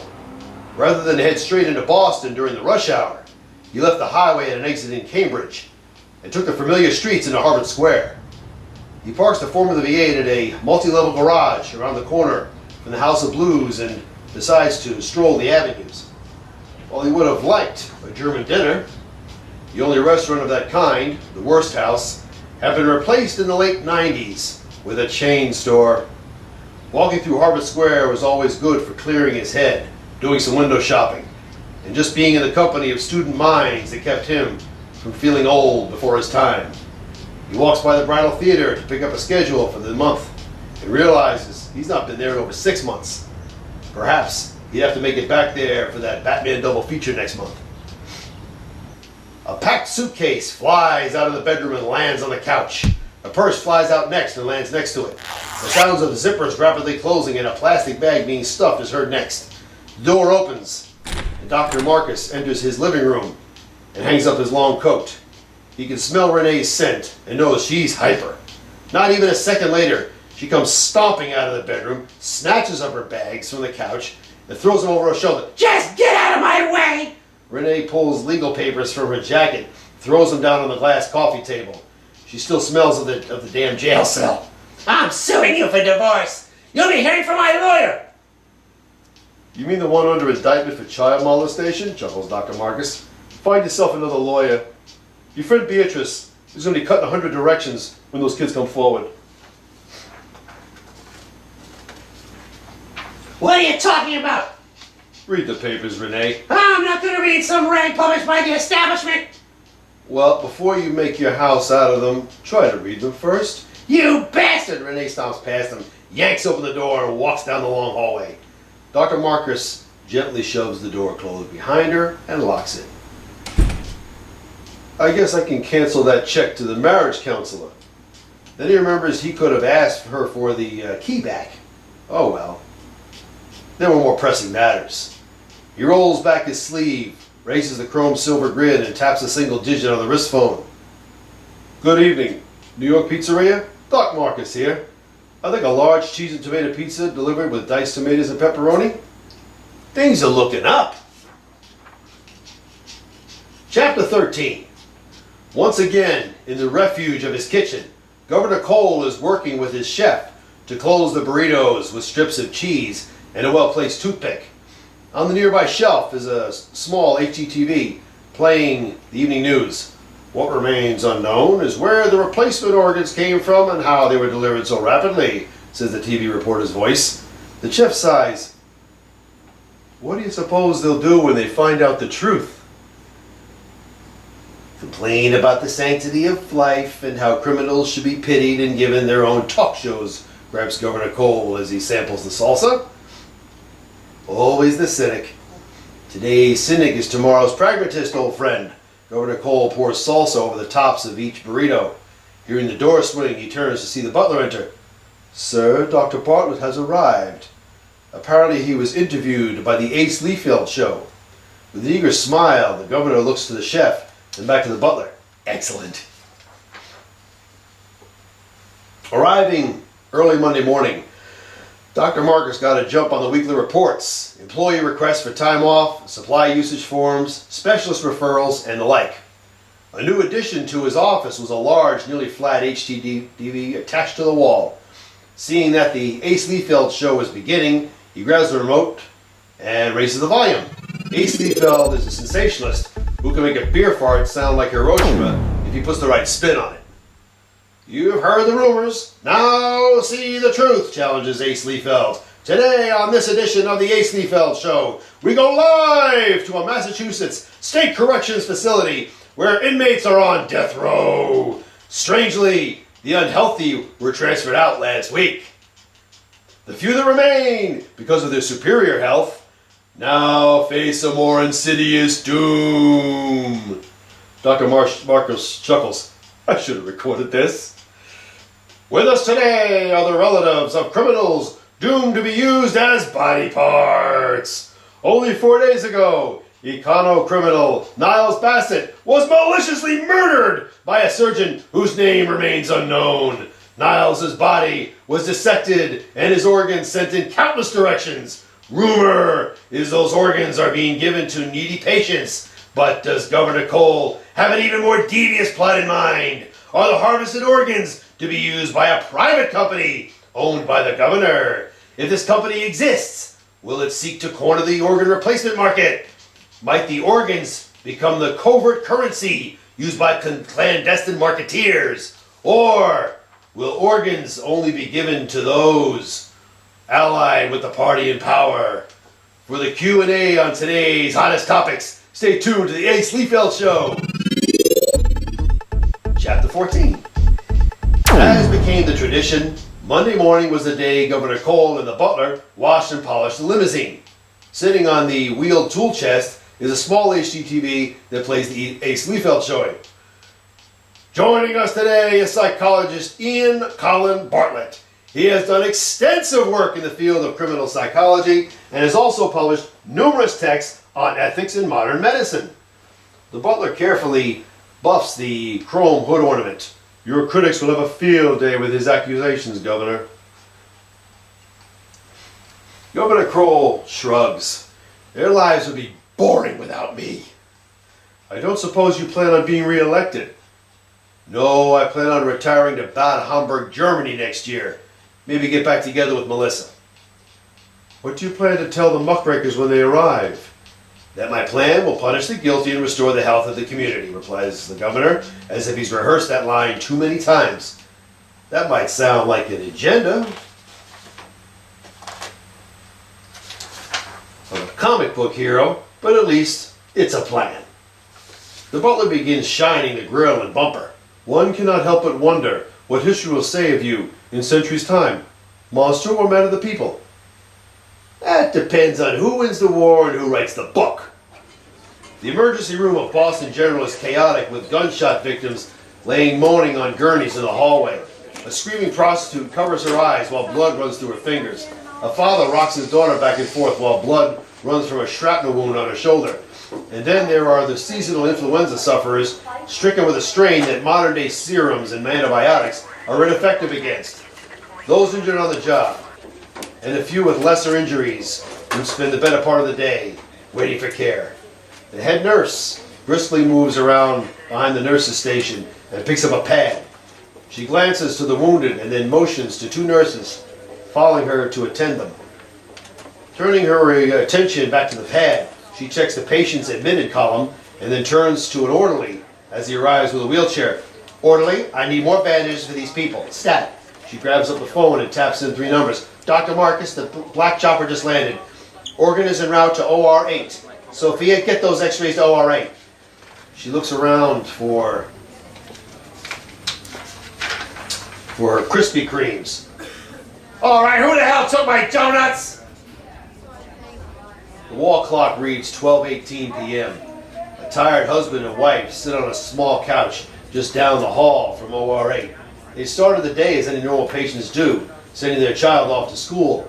Then they got that phone call at 9:48 in the morning, telling them that their son had been taken to the hospital. Their first thought was that it was too early in the day for a playground injury. Then they got the explanation. What kind of school is that anyway? Asks the wife rhetorically. Kids with rocket launchers? How many schools can we move him through? Asks the husband. I can't afford private schools. The door down the hall slides open and Dr. Marcus walks out without any emotional expression on his face. The wife looks to the husband, expecting bad news any second. With a yawn, Dr. Marcus walks down the hallway and looks to them. They both stand with urgent, desperate looks on their faces. What happened, doctor? Asks the wife. Could you save the eye? Asks the husband. I want to keep him 2 days for observation. Can he see, please the wife? I had to put a replacement in. No complications there. It's a slight lighter shade of brown than the original, but I doubt anybody will notice. Then he can see, asks the husband. Oh, sure. Once we take the bandages off. He's a little swollen now. But he can really see, asks the wife. Sure. The operation was a textbook case. He's responding fine. I think you should wear sunglasses for a few weeks. But hey, he'll be painting again in no time. The husband is relieved. I thought he lost his vision. We were so worried, gasps the wife. Well, that's understandable. He'll wake up again in a few hours. Meanwhile, let's get a cup of French roast and talk business. Business? Asked the husband. Yeah, I've got a bare wall in my new office. Your son and I were talking before the operation. I was wondering if I could commission him to do a painting for me. Relieved, the wife turns to her husband and nervously laughs. He wraps his arms around her and gasps. With a tired smile, Dr. Marcus gestures down the hall, and the 3 of them walk toward the recovery room in the next wing. The digital clock at the Government Center ATM reads 4:23 p.m. Governor Cole stands behind a podium, along with the Chief of Police and Dr. Bartlett. Swarmed around them are citizens in support and opposed, many carrying signs or wearing garish costumes. Freelance video journalists work in the crowd, taking reaction shots. Renee stands near the Government Center T-stop, wearing a raggedy camouflage jacket, a baseball hat, and jeans. She focuses a camcorder and pans along the crowd, up to focus on the governor. In answer to your question, 911 calls are down 12% in just 1 week, replies Governor Cole confidently. Violent crime is down 8%. Laureen squirms through the crowd and places herself between a video cameraman and the governor. Governor, what about the fact that those you call criminals are in fact victims of society? And whom do you classify as a victim of society? Asks Governor Cole. Let's see now. A drug addict who won't hold a job and preys on unsuspecting citizens? A welfare cheat who can't afford white wall tires for their BMW? What about people who live in fire traps where rent is raised to force them out? Asks Lorene as she glances back into the lens of a video camera. If you check your facts, young lady, you'll realize that my Committee on Fair Housing has already cracked down on over 100 unfair landlords, counters Governor Knoll, in the first month, no less. What you're talking about was true of the prior administration, but not anymore. Lorene decides to press the matter. Well, what about the fact that previous offenders demanded asylum in churches? Demanded asylum, asks Governor Cole. That is very interesting. And why do you suppose they've done that? Because they don't want their bodies violated by you fascists, snaps Lorene. Know this, young lady, says Governor Cole firmly. For the repeat offender, for the fugitive, there is no asylum from justice. They will be apprehended, they will be put on trial, and they will be punished for the wounds inflicted upon society. Next question. A middle-aged woman holds up her hand to catch the governor's attention. Governor Cole? Governor Cole smiles confidently. Yes. In the long run, what do you expect to accomplish with this plan? Asks the woman. I'm glad you asked me that, replies the governor. At this moment, the eyes of America are turning to Boston, and they too are asking the same questions. Ultimately, this plan will serve to deter crime and prevent long hospital stays by patients needing specialized care. And let's look at the bigger picture. A radical youth, dressed like the Grim Reaper, rushes up to the stage. Hey, what's gonna happen when you run out of criminals to kill? You coming after the working poor next? Ignoring the radical youth, Governor Cole focuses on the woman. The money saved from confining condemned prisoners can be redirected into low-cost housing programs, improving schools, and promoting job creation. As I see it, we also need a closer relationship between educators and potential employers. The kind of relationship that ensures that students will be trained in viable skills that will make them durable, tax-paying citizens. Citizens who can keep a good job, buy a house, raise families. I suppose the bottom line is that homeowners don't loot and burn their own neighborhoods. Next question.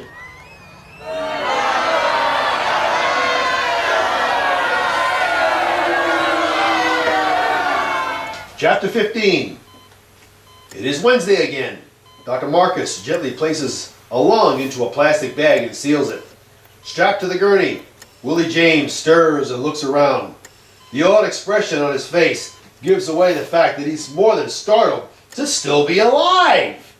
In fact, he's disappointed. He was hoping the wait in the pressure cooker was all over. Dr. Marcus pays him little mind and places the bagged lung into a temperature-controlled container. What? Why ain't I dead? Asks Willie James. You are among the living. You didn't kill me? What about Chaco Herman? What'd you do to him?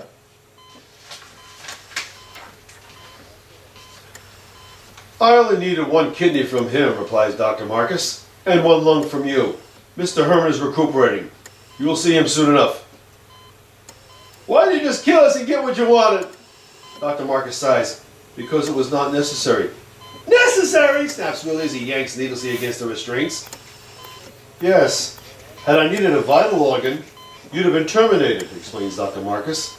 As I only needed a redundant one, I only extracted what I needed. You sick man! Sick!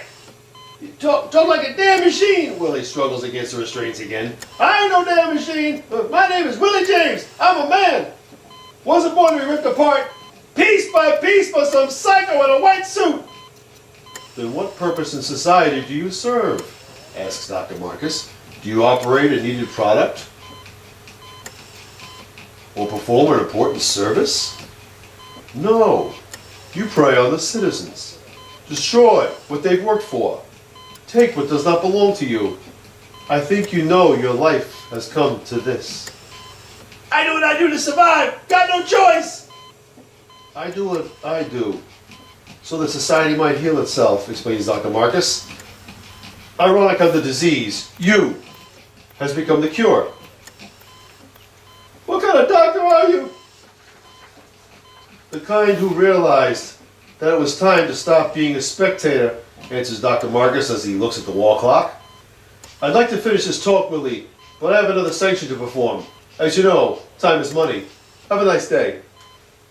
Willie can only wonder how long it will take until he is drugged, dragged, and drained for the rest of his parts. Could be tomorrow. Could be years from now. All he knew was that he had less than no control over the situation and that there was no legal recourse to save him. He was going to be taken a piece at a time, and the guards thought it was funny, and the doctor didn't give a shit, and the patients were so desperate to continue life, and they didn't care where the next organ came from. And to think it all happened just because the bullet he fired at a cop missed by inches, perforated a baby carriage, and killed a crackhead who was kidnapping the baby. That's what he was being punished for. Killing a crackhead who'd stolen a baby. Ludicrous! Willie knew that when he arrived in hell, Satan was going to laugh in his face, and he bloody goddamn well deserved it. Chapter 16.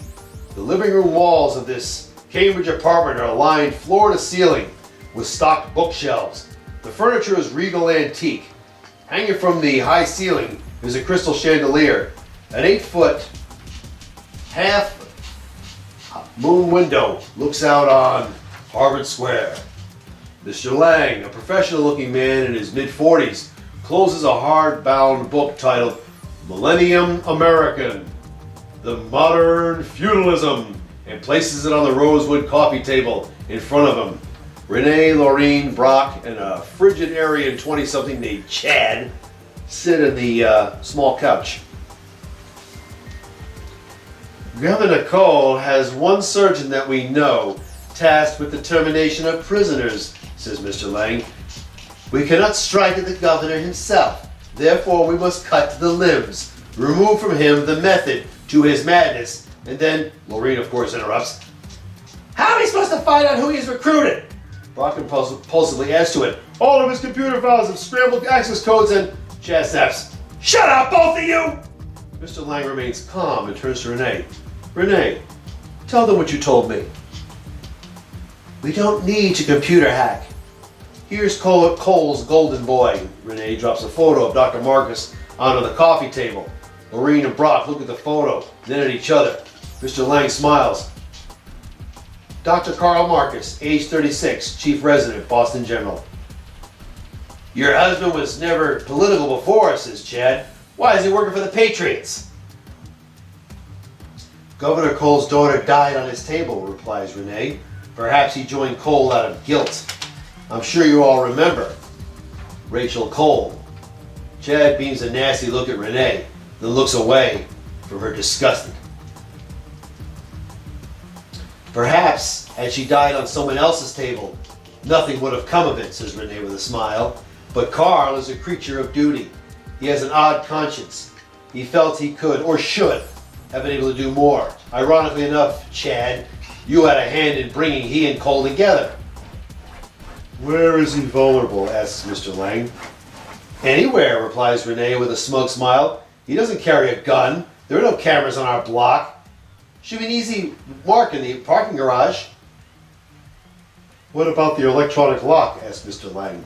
Renee removes a plastic card from her purse and places it on the coffee table beside the photo. The card is barcoded. Just slide through and walk in. Then all that remains is to decide who drops the hammer on him, says Mr. Lang. Renee looks to Laureen, who sneers back. Then Renee looks at Brock, who is worried.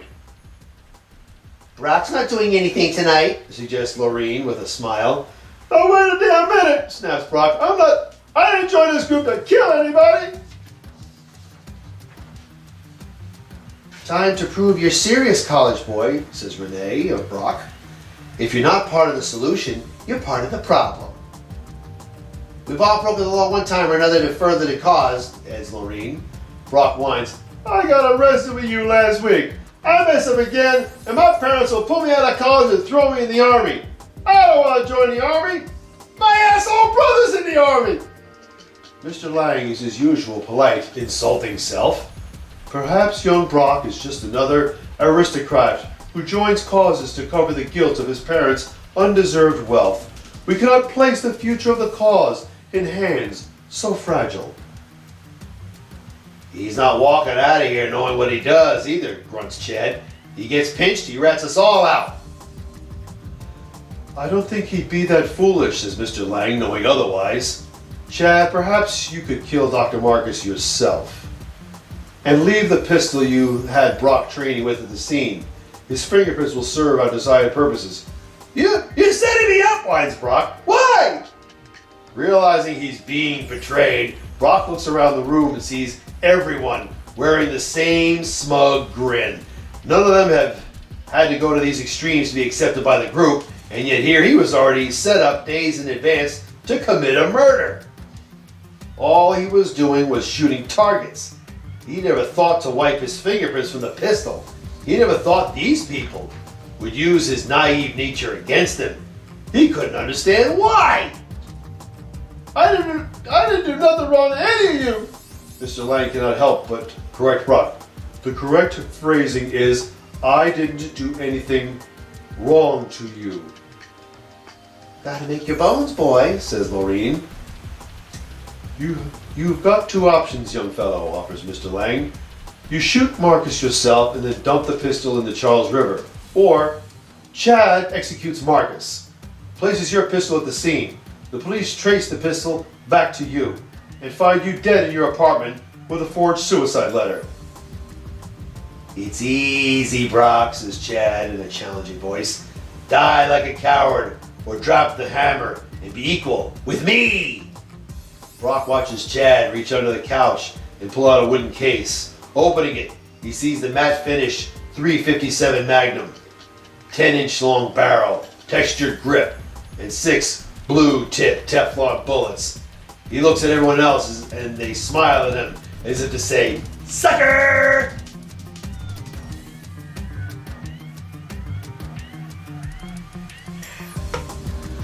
Time it is to make the decision, says Mr. Lang. Make history or become history. With the look of a trapped rodent, Brock looks nervously at everyone, then at the powerful pistol. A .357 Magnum is a cannon without wheels. He doesn't want to, but he reaches into the case and he picks it up. It's weak. Its weight dangles in his limp wrist. Lorene chuckles, "Tonight you are a man." Chapter 17. Awakening from the anesthetic, Stormtrooper Jackal Herman moves toward the diagonal bars. He does not want to open his jumpsuit and look at the surgical stitches yet. He needs to divert his mind from what just happened.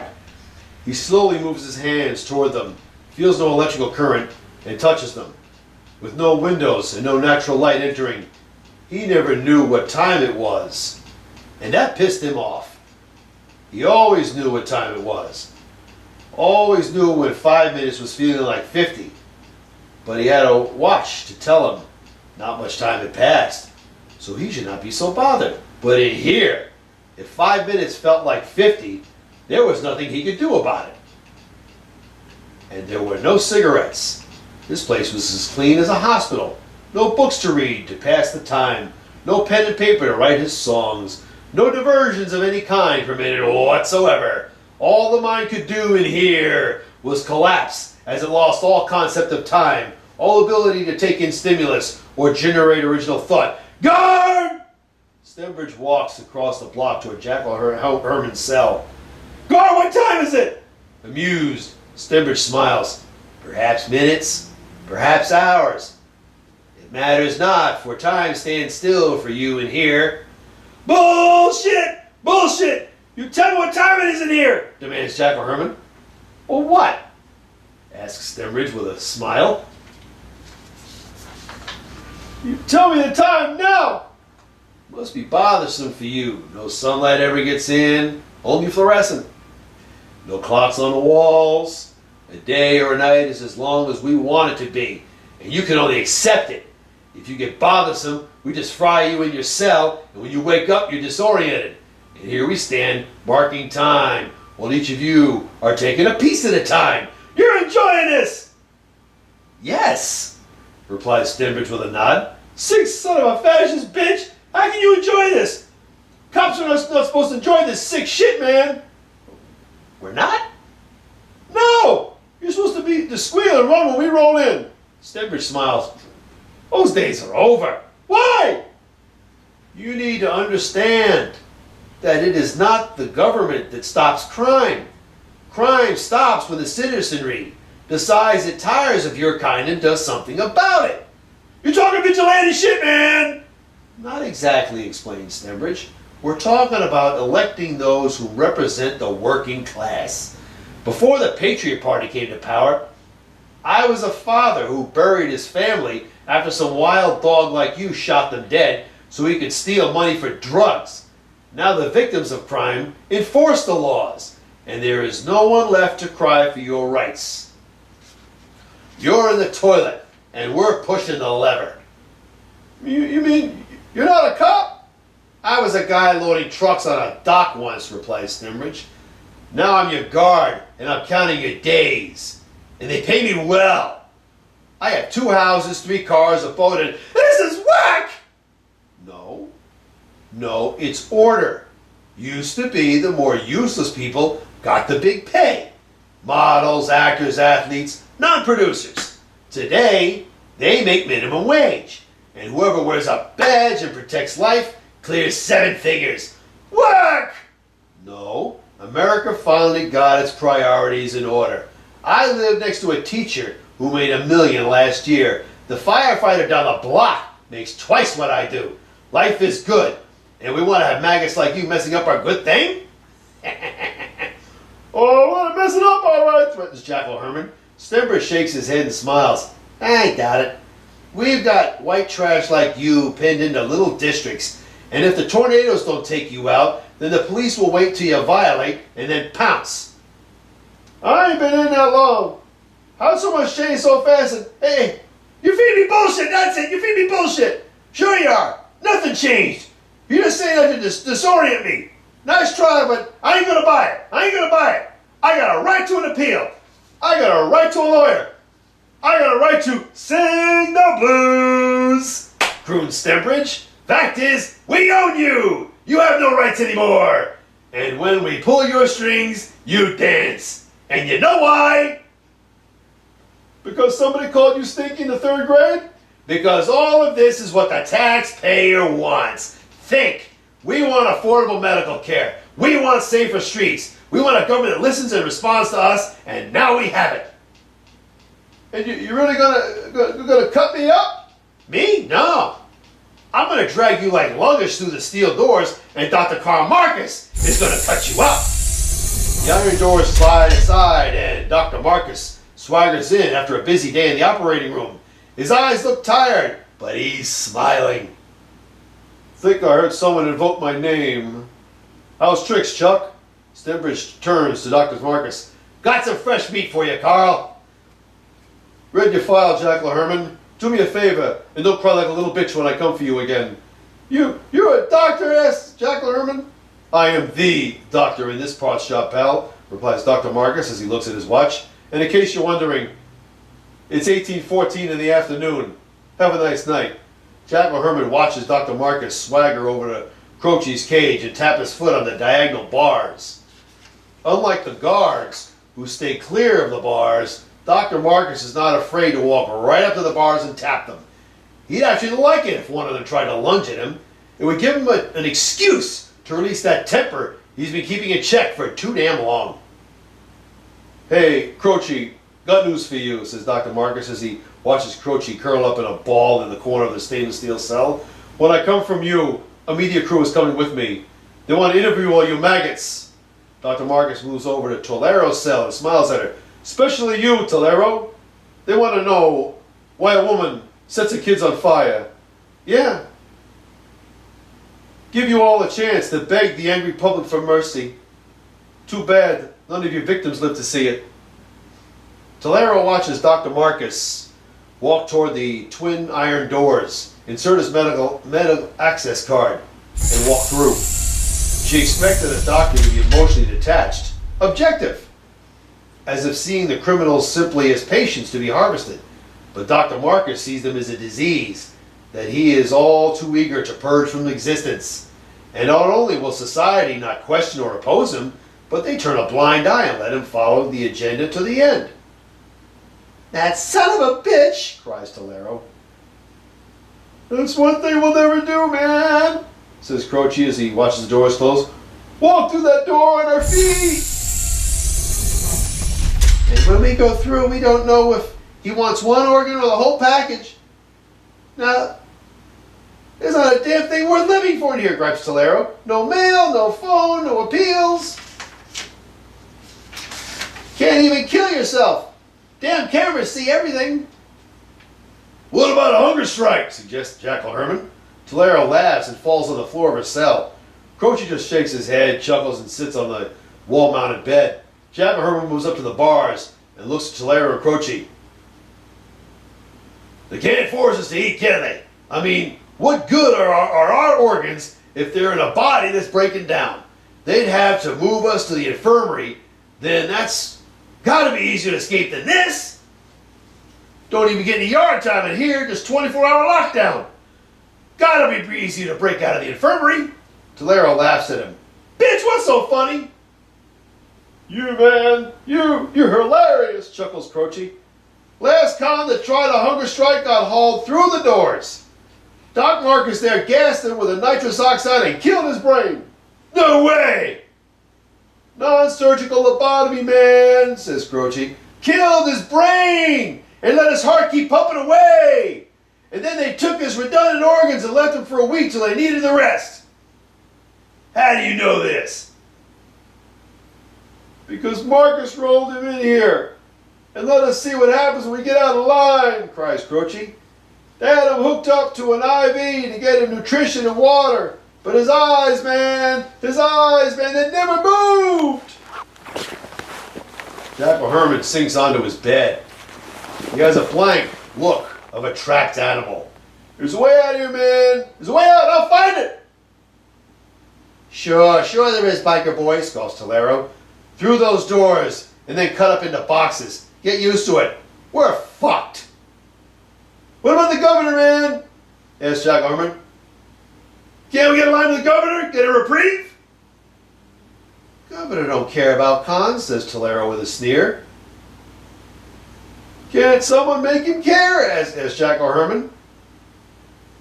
Just don't get it, do you? Snaps Tolero. The governor buried his kid. Crackhead wasted her months ago. He joined the Patriots because they let him have his revenge.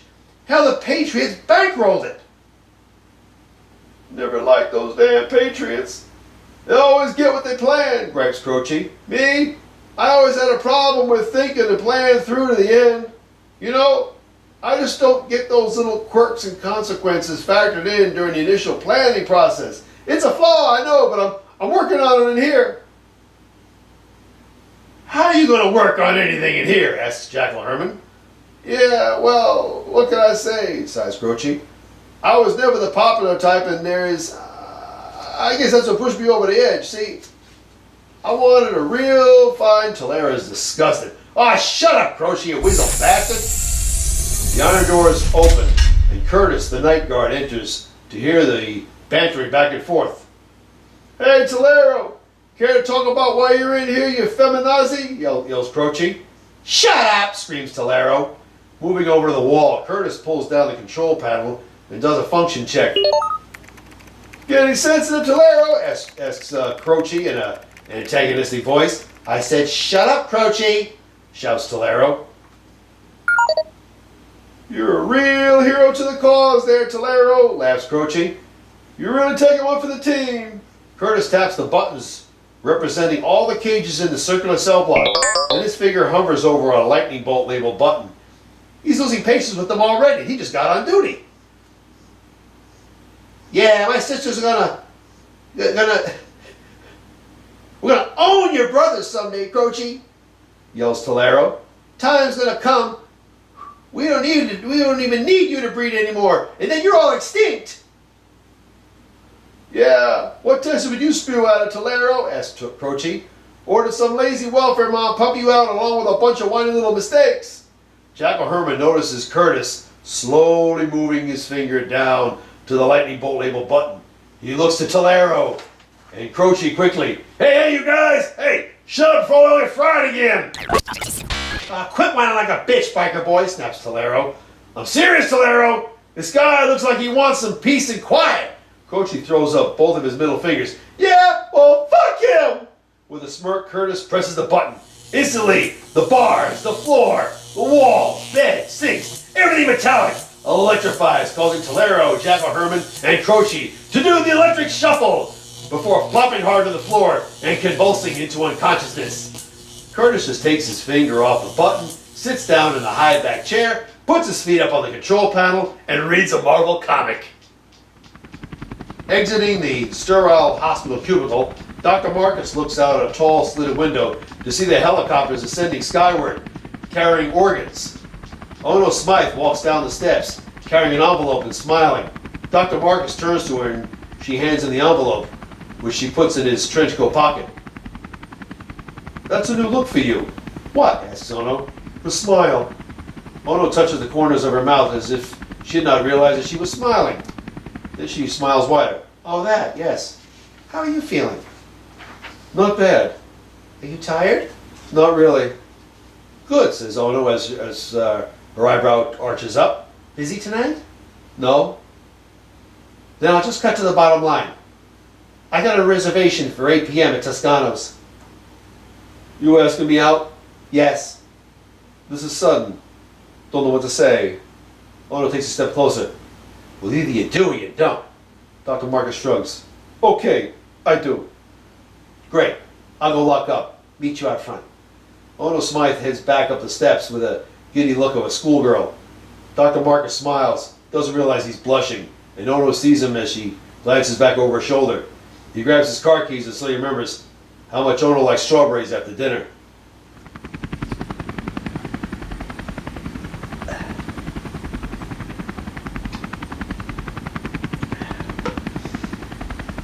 The first sound Jackal Herman hears is the thudding sound of returning helicopters as they dust off and land on the grounds beyond the steel walls.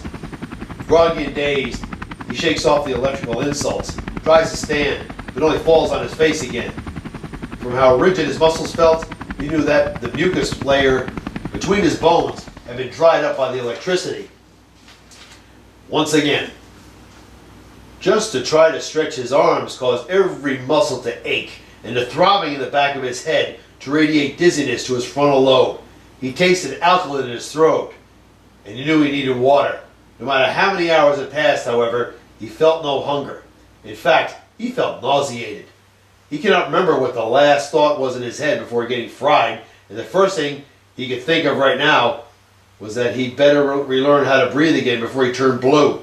He slowly drags in a deep breath and feels sharp pains around his ribs and chest. He hated being electrocuted. Looking across the cell block, he sees Stembridge sitting at the guard station, so he can only guess that it might be the next day.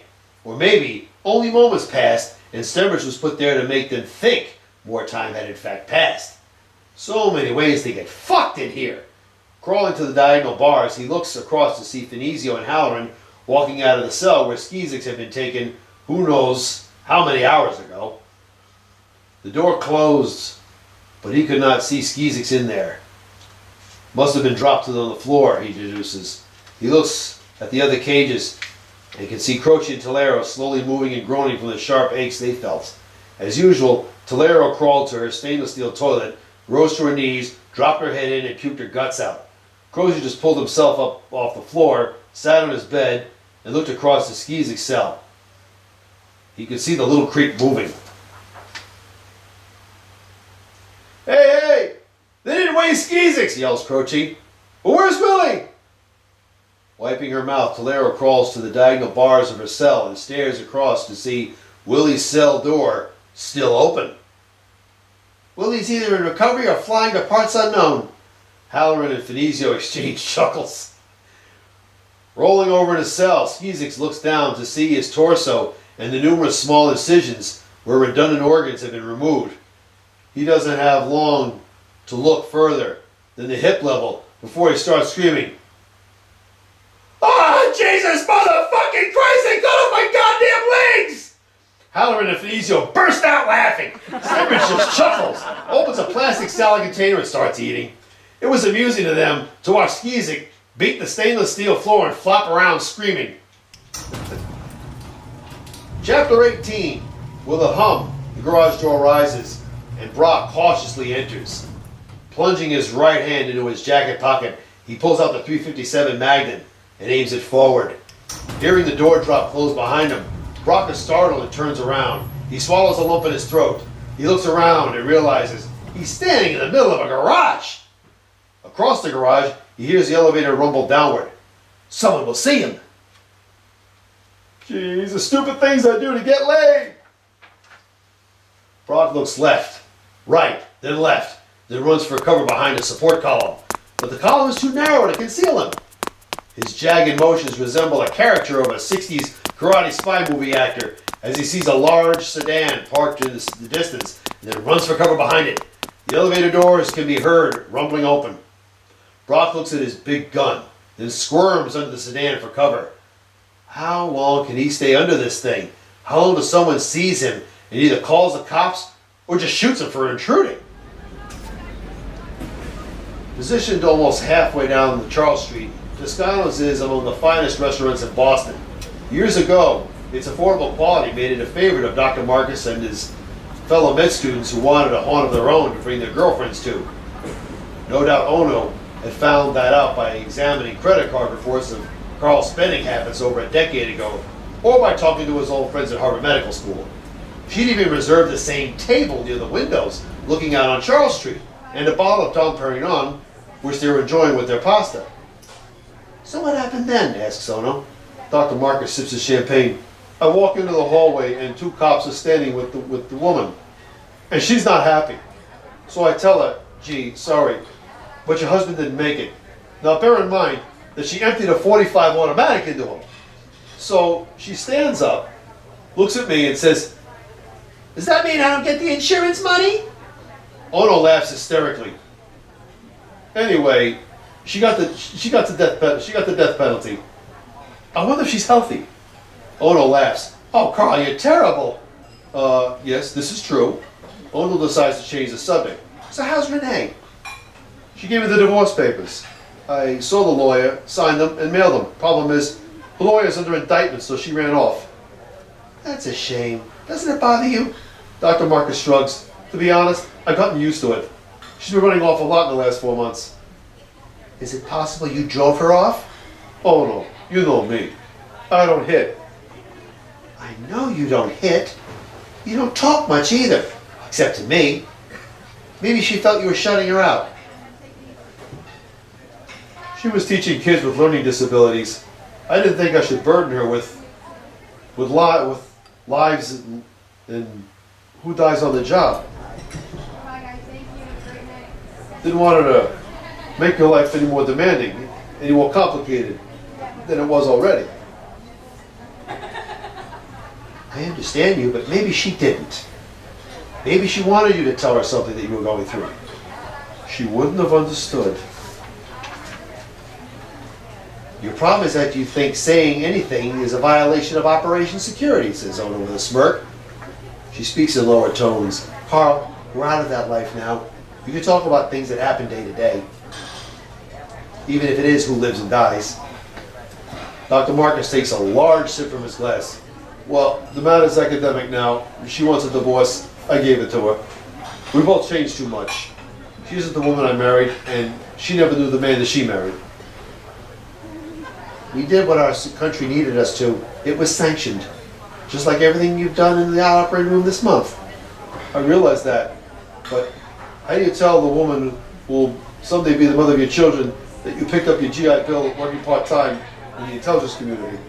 Ono giggles. I see your point. It's not like she doesn't know when someone's holding something back.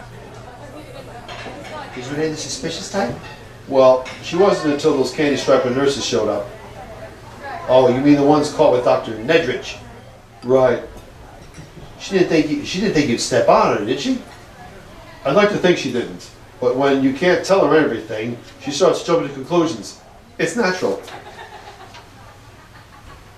Did the two of you go to marriage counseling? Dr. Marcus rolls his eyes. Oh, don't get me started. Ono laughs.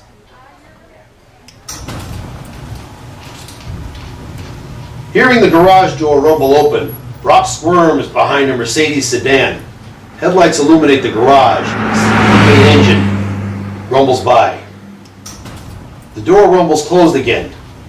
Peering around the rear bumper of a Mercedes, Brock sees the 1994 Pontiac Firebird Formula V8 cruise smoothly on momentum into a parking space marked Karl Marcus, MD.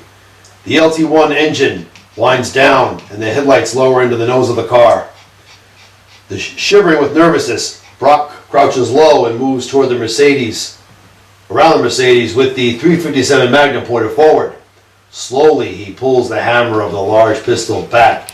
Its click echoes. Brock winces. He can only hope no one heard that. Remaining in the shadow, Brock watches Dr. Marcus and Ono walk away from the Firebird and toward the distant elevator. "It's amazing how you maintain that car," remarks Ono. "How big is the gas tank?" "I had the engine refitted years ago to run on natural gas. No toxic emissions." "Oh, I have one of those hybrid roadsters." Dragging in a fast breath, Brock rushes out of the shadows and aims a .357 Magnum at the head of Dr. Marcus. "You fucking fascist!" As if by reflex, Dr. Marcus turns and lunges toward Brock. Brock's finger squeezes the trigger. The .357 Magnum jolts upwards in Brock's feeble hands. A split second later, Dr. Marcus is struck in the upper left arm and thrown backwards to the asphalt. Ono screams. Brock sneers, laughs, and points the gun down at Dr. Marcus as he rolls to a stop on the concrete. Brock's finger pressure on the trigger. He smiles sadistically. His finger squeezes off another round. The .357 Magnum jolts upward. The muzzle flashes, and the single bullet explodes Dr. Marcus's right hand in all directions. Chunks of bone, tissue, and blood spray everywhere. Brock pivots suddenly and points the .357 Magnum at Ono's head. Writhing on the concrete, Dr. Marcus's head rolls to the right, and he sees the stump where his right hand used to be. Blood sprays, and he can feel himself going cold. He looks up to see Ono gasping and Brock maneuvering the gun closer to her face. Dragging in a breath, Dr. Marcus slowly reaches his trembling left hand into his coat pocket and grasps something that fits his hand perfectly. Something that he almost forgot was still there. Giggling, Brock places the .357 Magnum into Ono's mouth. She's cold, catatonic, and has lost her instinct for fighting. Brock's thumb slowly pulls the hammer back, and it clicks loudly as the Magnum chambers around. Ono's flickering eye closes. Then she hears a gunshot echo. Her eye opens, and she sees Brock jolt. His eyes slowly look down at the hole in his chest. He looks back. Then he looks at Ono. Then he looks back. Then his eyes roll back, and he crumples to the concrete, dead. Ono looks down to see Dr. Marcus lying on the concrete, holding the stolen 9mm Beretta in his trembling left hand. "Ono?" Cold sweat runs down her face. She sees Dr. Marcus lying in an expanding pool of blood. Slowly she shakes her head. Her legs go weak and she drops to her knees. She throws her head back and shrieks. Chapter 19. Lying dazed and cold on the gurney, Dr. Marcus looks around as he is pushed through the emergency room of Massachusetts General Hospital. He looks at his right wrist and sees the jagged, bloody stump leaking right through the bandages. No matter how many times in the last few moments he looks at it, he could not believe his right hand, his cutting hand, was splashed in an 8-foot diameter splatter pattern on the floor of his high-rise condo garage. He could feel the pain spasms beginning now as his adrenaline flow slowed, and he knew it would get far worse even before the surgery began. But what life would there be after the surgery? No one wants a one-handed doctor. And would Ono still want him now that he'd been useless as a surgeon?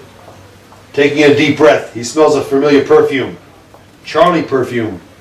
Glancing back, he sees the double doors parting and Ono briskly entering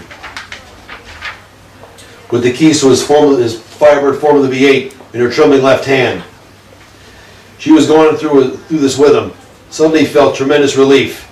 Then he heard a familiar voice from the hall talking to the headset communicator.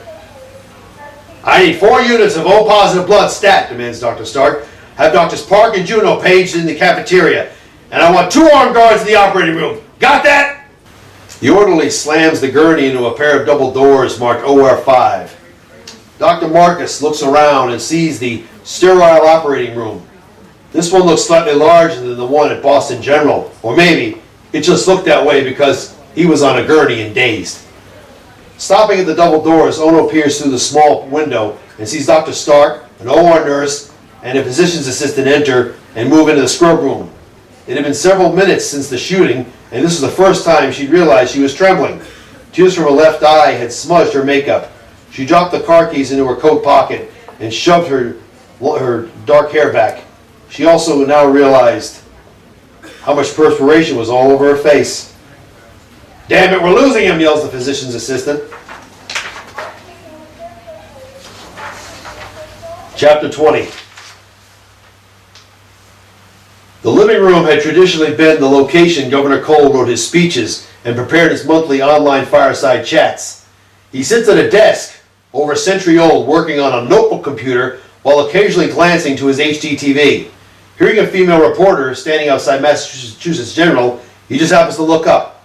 Doctor Karl Marcus was brought in 2 hours ago with several gunshot wounds. His condition is critical. Snapping up the TV remote, Governor Cole switches off the HD TV, clicks on save, and then shuts down his notebook computer. He quickly dials the gas down and extinguishes the fireplace before shoving open the large oak door and moving into the hallway. "Webster!" Mr. Lang sits in his high-backed chair, acting stoic. The others stare at the HD TV to see a stretcher carrying Brock out of the garage and into the back of a coroner's hearse. The voice of a roving independent videographer is heard next. "Killed by a 9mm Beretta with Dr. Marcus's fingerprints on it. The deceased youth is reputed to belong to a local left-wing extremist faction opposed to Governor Cole's mandatory organ donorship program." Lorraine shoots a mean look at Renee. "You said he didn't own a gun!" He doesn't, snaps Renee. "He hasn't picked up a gun since he was a medic in the army." "Brock screwed it up," shouts Chad as he hops to his feet. "That punk! He never should have been trusted!" Lorraine sneers. "I didn't hear you volunteer for the job, Chad!" "I'm not stupid enough to pull the trigger in a city full of cameras," howls Chad. "I could have got another crack addict, made it look like random violence. But none of you idealists approve of my methods. You said Brock had to prove himself. You said my methods were questionable. So I did it your way this time. And hey, look at us now!" "You can't send a crack addict into the financial district," says Renee as he shoves her hair back and shakes her head. "That would be questionable, not to mention obvious." "Well, nobody complained when I used one to take out Rachel Cole. Where would we be if she ratted us out? Damn it! Damn it, when are you people going to realize that killing is left to the professionals?" "The professionals? You read mercenary magazines and play paintballs," snaps Lorraine with a laughing cackle. "And you think you're a pro killer? Get over yourself!" "Enough tension, people," says Mr. Lang as he raises his hand slowly. "We do not have long to establish our alibis. The gendarmes are en route, no doubt. We must deny having knowledge of young Brock's actions, and we must establish proof of this." "We all have police records," whines Lorraine. "We're fucked!" "Not necessarily," says Mr. Lang. "Consider this. Brock spoke openly about doing violence in the name of the cause. We did not approve of violence to further our goals. But unanimous vote, we cast him out. We fight for human rights. We exercise our constitutional rights to free speech and public assembly. And that is all." Renee starts to see where Mr. Lang is going with all of this. "All our legal infractions have been for civil disobedience and disturbing the peace. Our police records will prove our story." "Understand, young people, that damage control is simply a matter of turning a problem into an advantage," offers Mr. Lang as the tea kettle whistles from the nearby kitchen. "Tea time." Biting his nails, Governor Cole paces back and forth in Dr. Stark's Art Deco-styled office. The butler stands stoically near the bookcase with a smirk on his face. "Don't bite your nails." Governor Cole realizes he's biting his nails, looks at his fingers, and nods to the butler. Then he starts nervously biting his lower lip. The butler rolls his eyes. "Don't bite your lip." "Webster, what am I supposed to do?" asks Governor Cole. The butler opens a jar on the desk, pulls out a malt ball and tosses it. The governor catches the malt ball, chomps it 3 times and swallows it. Suddenly develops a taste for fresh malt balls. "Toss me a handful." Reaching into the jar, the butler grabs several malt balls and tosses them. Catching them in his large hand, the governor stuffs them in his mouth and chomps them down. He swallows the last just as the door opens and Dr. Stark walks in. He looks at the governor and the butler while the door closes behind him. "Good morning, Dr. Stark." "Governor Cole," asks Dr. Stark. "In my office. I understand that Dr. Marcus is in your care." Yes, he is," replies Dr. Stark. "He arrived 3 hours ago. His left arm will heal, of course, but his right hand..." Governor Cole slightly nods. "I heard the nurses talking. I understand you did your best." "A surgeon's life is useless without his hands," admits Dr. Stark. "I guess nobody takes something like this well. Dismemberment is never taken lightly." "I'm putting an order for a prosthetic this morning," says Dr. Stark. "But a chunk of plastic, there's only so much it can do."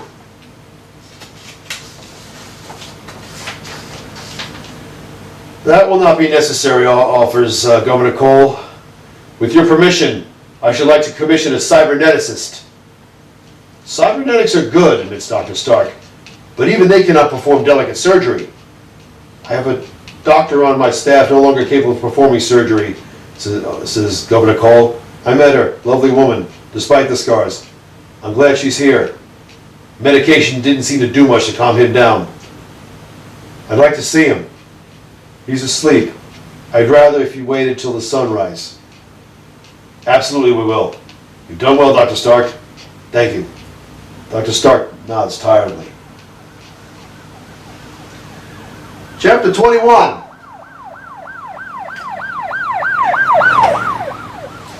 The interrogation room is a cold gray and starkly lit.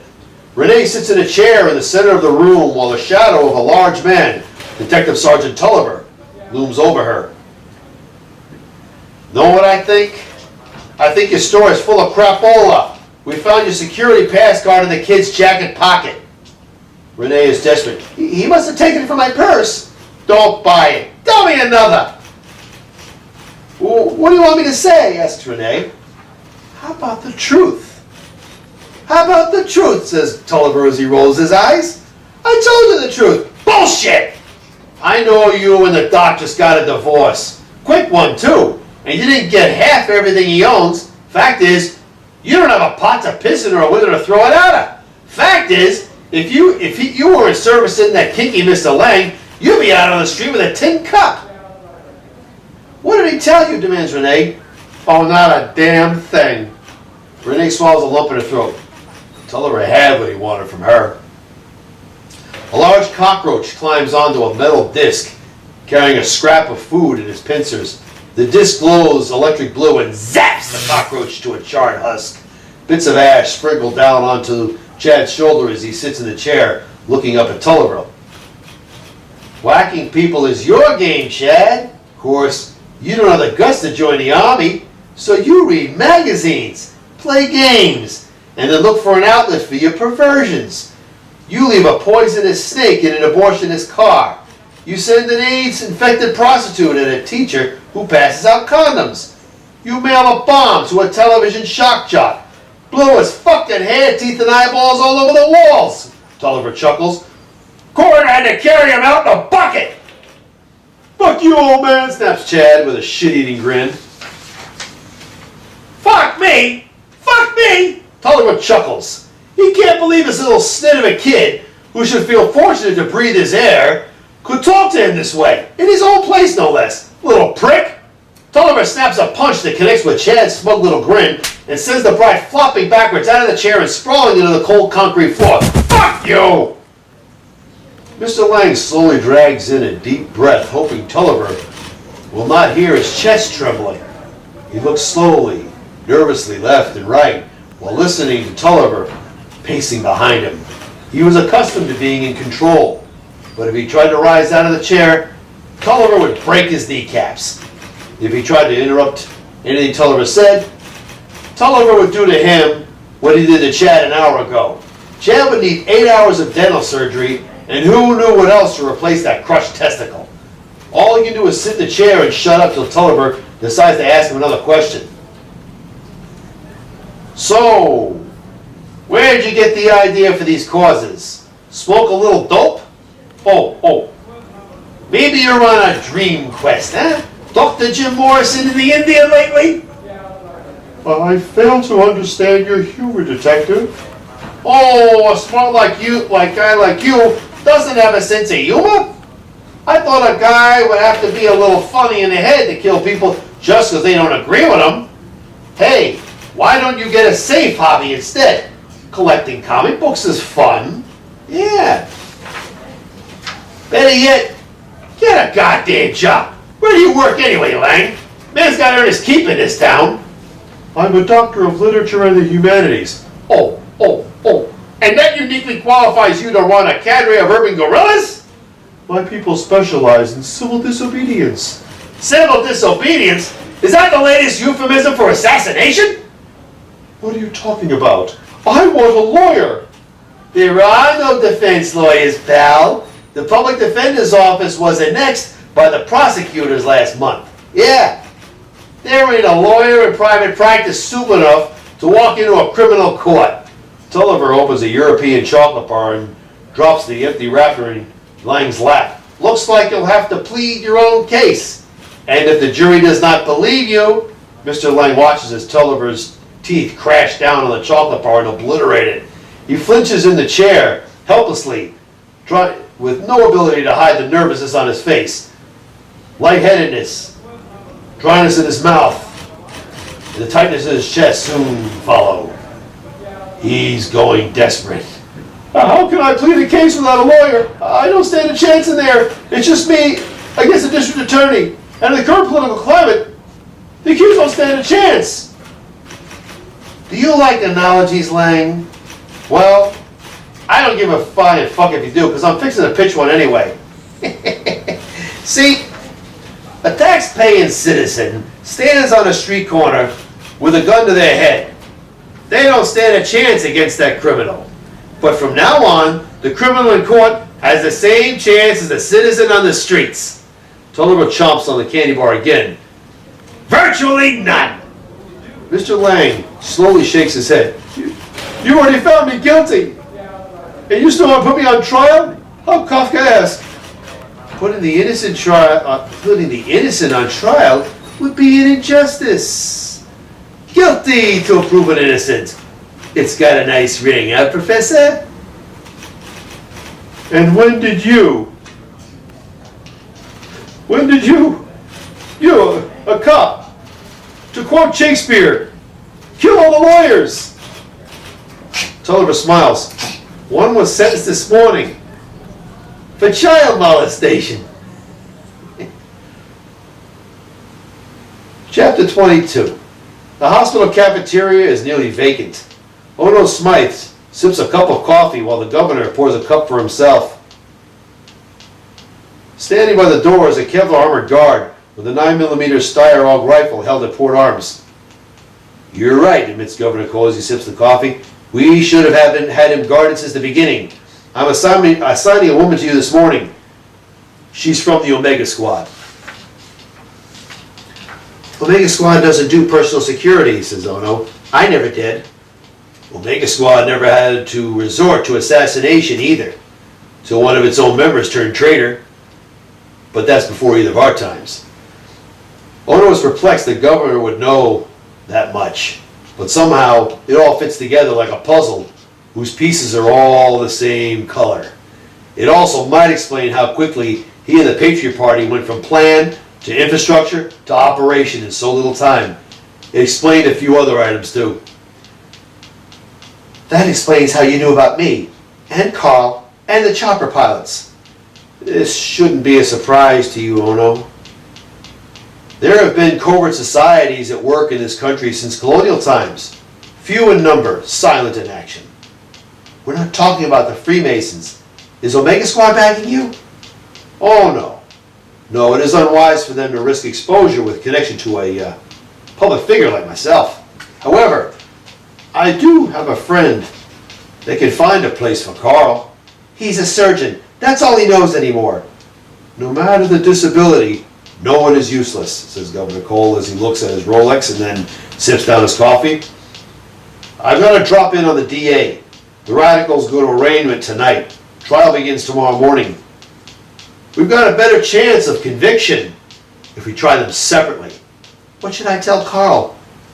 Tell him I want to see the two of you next Thursday for dinner, replies Governor Cole as he stands. Stay safe. Ono watches the governor walk toward the door. The guard pulls it open and flanks the governor down the hallway. The door swings closed and she realizes she's sitting alone.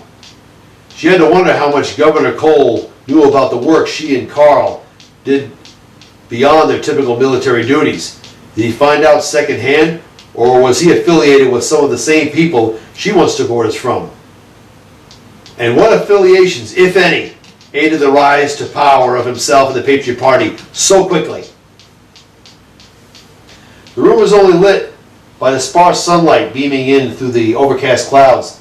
Sitting up in bed, Dr. Marcus watches the HDTV and eats a steak and fries. Wanting to hear over his own chewing, he raises the volume and sits back against the pillows and sips his cold water. And in local news, the conspirators behind last night's shooting of Dr. Karl Marcus are due for arraignment hours from now. Only this morning, the prosecution learned that the doctor's ex-wife, Renee Reynolds, had given the assassin her coded entry pass card. He couldn't believe what he was hearing. He had just demanded that card back from her before she left. This might not have happened. How could she have let some crazy kid with a gun have access to the garage? Was she that ungrateful for all he'd given her? He never insulted her intelligence or belittled her, but he wanted her to keep a job rather than waste time with a crowd of brats. Did she want him dead over that? She is charged with conspiracy to commit murder, accessory to commit, and being a Renee! Miss Reynolds has shown no remorse for her part in this conspiracy. Damn you, bitch!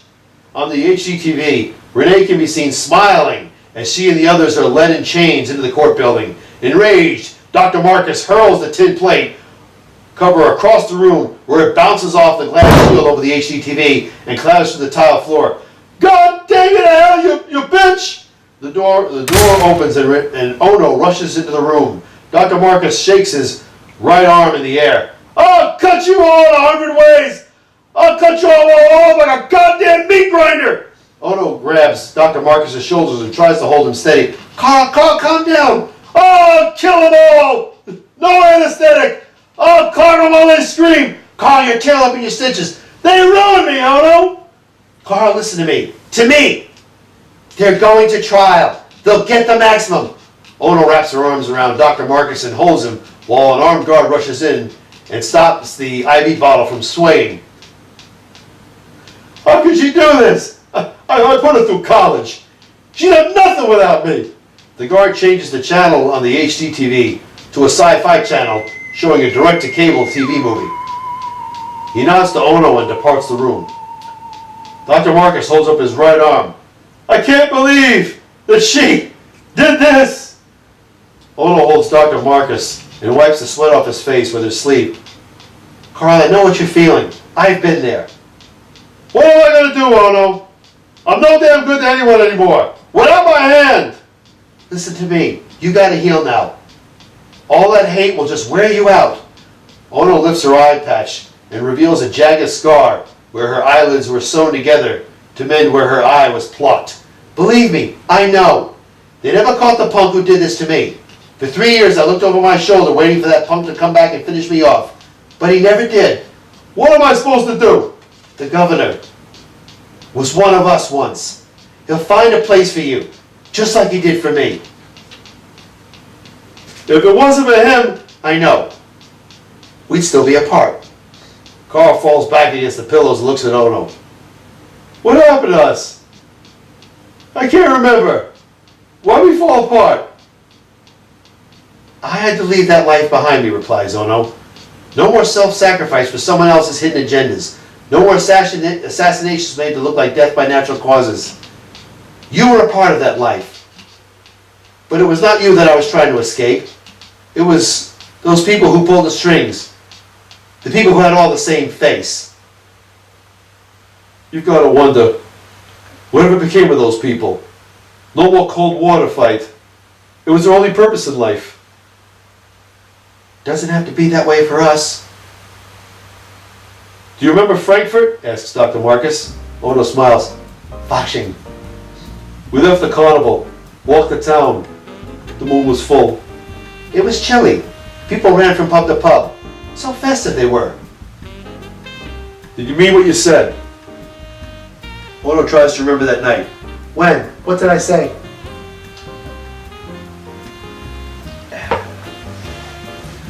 Near St. Bartholomew's Cathedral. When the bells tolled, Ono nods and looks into his tired eyes. I meant every word. Dr. Marcus' face twitches as he smiles. You said that if we lived like normal people, you would... So say it again, Carl. Well, I was wondering... Look, we get along fine. Never had a fight. We've got a lot in common. So, are you doing anything for the next 60 years? Ono smiles wider. Chapter 23. The cat had ripped its way out of the bag. Television, newspaper, and net reporters, laden with cameras of all sizes, have converged on Massachusetts General Hospital, famished for details straight from the horse's mouth.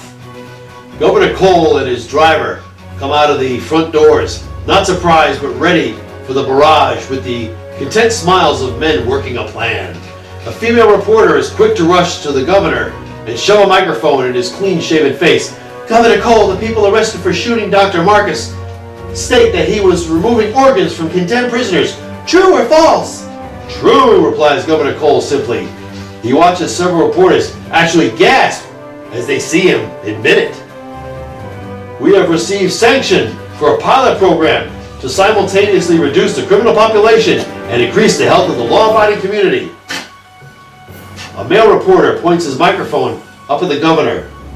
Governor, was this mandatory organ donorship program your way of taking revenge for the death of your daughter? Any parent who has lost a child to violence would feel contempt for the criminal. In my official capacity, however, I do not have the luxury of using my position for vengeance. I can, however, use my position to prevent another parent from losing their child, either to violence or to poor health. But you were wise to pose the question. Governor, how long has this program been going on under the public's noses? Asks another female reporter. She actually thinks she's going to corner this man. The governor smiles. Under the public's nose? Oh, hardly. In the last week, over 30 people had benefited from organ transplants. 26 of those people received organs harvested from death row inmates. I'm surprised you missed a report on public service television. Or do you only watch the Ace Liefeld show? Some of the reporters don't want to admit they've been motivated by tabloid television. The old gray painted cell door opens and a guard steps into the cell, followed by Ace Liefeld. Renee looks up at Ace Liefeld and his shoulder-mounted camera. She can see the image of herself appearing on a liquid crystal TV screen attached to Ace's silver thin-rimmed glasses. She knows she's being recorded. The guard reaches down, grabs Renee by the hair and sneers.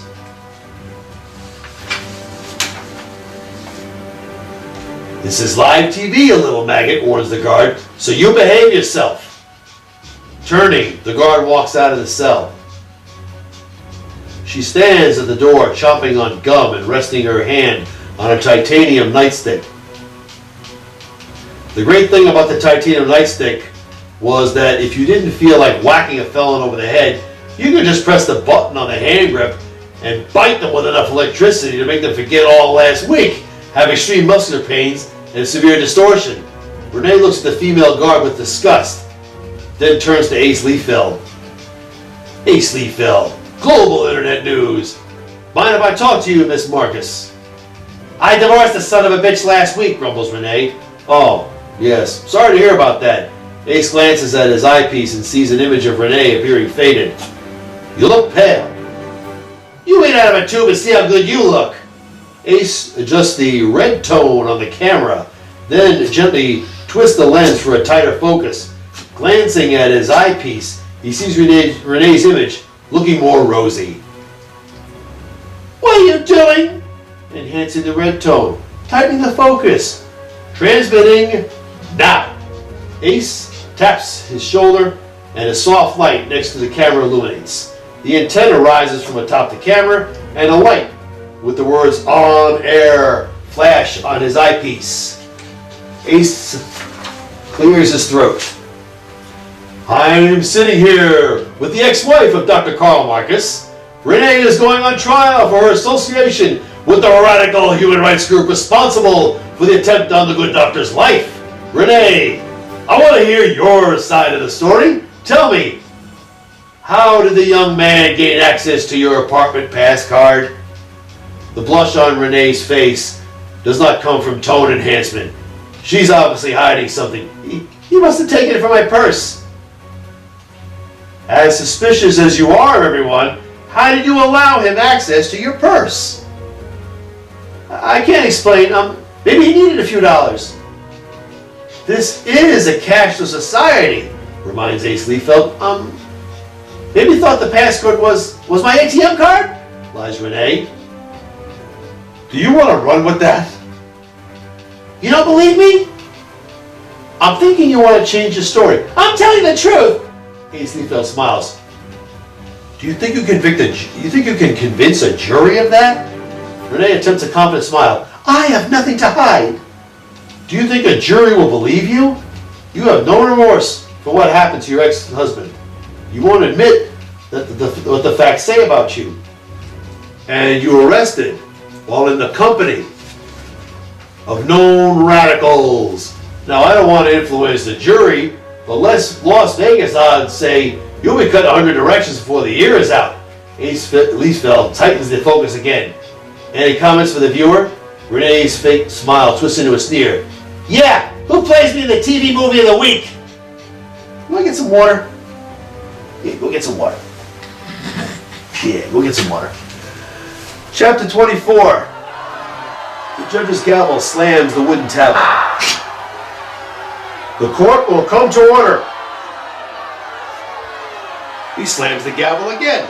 The court will come to order. Mr. Lang, Renee, Maureen, and Chad sit in the Oakwood defendant's box. Videographers sit among the audience, holding remote control devices in their hands. They press buttons on the remote controls, which cause the tripod-mounted cameras to pivot 180 degrees from the judge's bench to the defendant's box. Many of the cameras retract their lenses inward, going for close-ups. Ace Liefeld stands along the wall near the side door and gently pans his head toward the judge. He watches his eyepiece to see the focus zoom on the judge, and his camera responds to subtle taps on his wrist controller. Has the jury reached a decision? Asks the judge. Without saying a word, the 13-person jury stands up. Most of them appear stoic. Two of them are trying to hide a smile. They really can't wait to slam home the verdict. The defendants will rise. Slowly, nervously, the defendants stand and look left and right. The tripod-mounted cameras pan up and follow their motion. Ace Liefeld gently moves his head to watch them as they stand and sees them shiver with anticipation. Jurors, render your decisions. Moving with the unison of a machine, the 13-person jury thrusts their fists into the air. Their thumbs spring upward. Renee gasps and smiles as if relieved. In unison, the jury slowly points all 13 of their thumbs downward to indicate they decided guilty. Renee's jaw drops and she whimpers.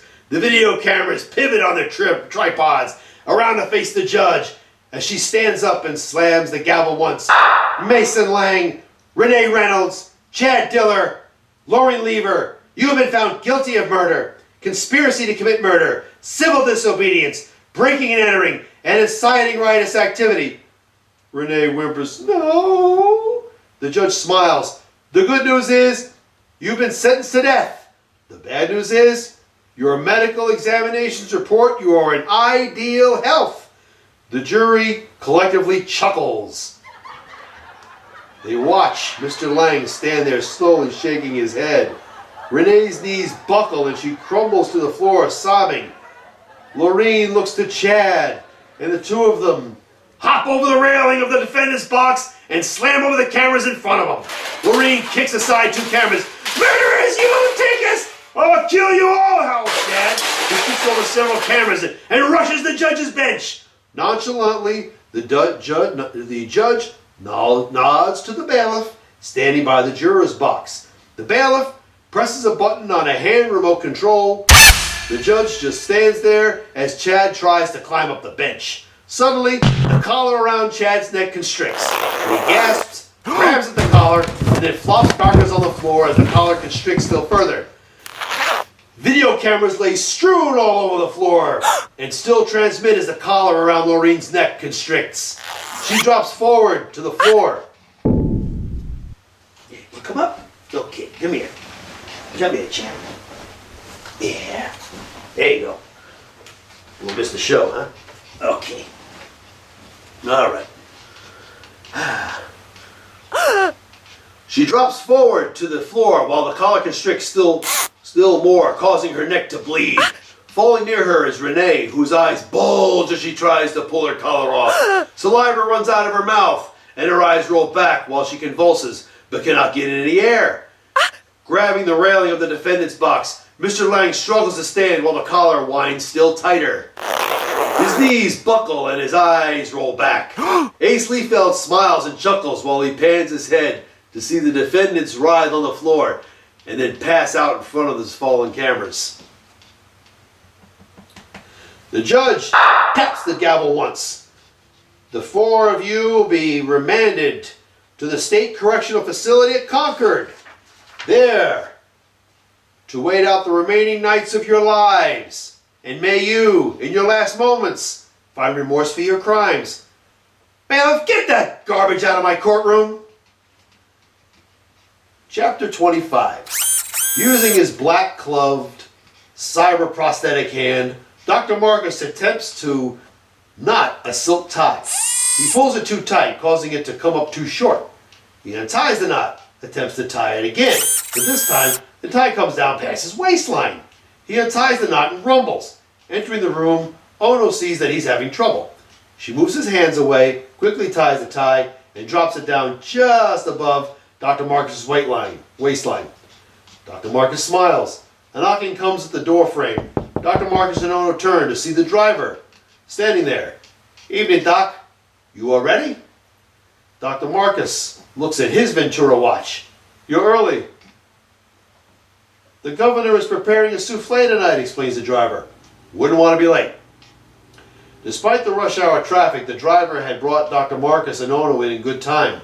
During the drive, Dr. Marcus pondered all the new difficulties he'd be learning to use the cyber prosthetic hand.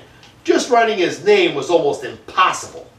The hand exerted too much pressure on the plastic pen and crushed it, resulting in an ink splash on the page. He'd need to use metal-cased pens from now on. Tying his silk tie was likewise impossible. He'd be a mess if not for Ono. Buttoning his shirt was not too hard, but it took time. He was of an age where patience no longer came easily, and the fact that the hand could never do surgery made him feel all the more useless. Perhaps he thought he might stop wearing ties, and if time was short, he'd wear pullover shirts instead. Or keep all the button-down ones buttoned already, except the top two, so he can pull the shirt over his head and then button the top two buttons and not waste too much time dressing. These and other annoyances are what he'd put up with over the next 5 days. Set up in the dining room are only 3 places. Dr. Marcus tries to hide the fact that he is struggling to butter his bread while Ono talks to the governor. "I was talking to a friend of mine at Harvard Medical," says Governor Cole. "I'm sure you know him. Bob Lake?" "Yes," replies Ono. "I attended a seminar on genetically engineered medicines last year." "He needs a professor to teach surgical operations to the graduate class. It's a Tuesday and Thursday evening course," says Governor Cole with a smile. "The students will be operating on condemned organ donors."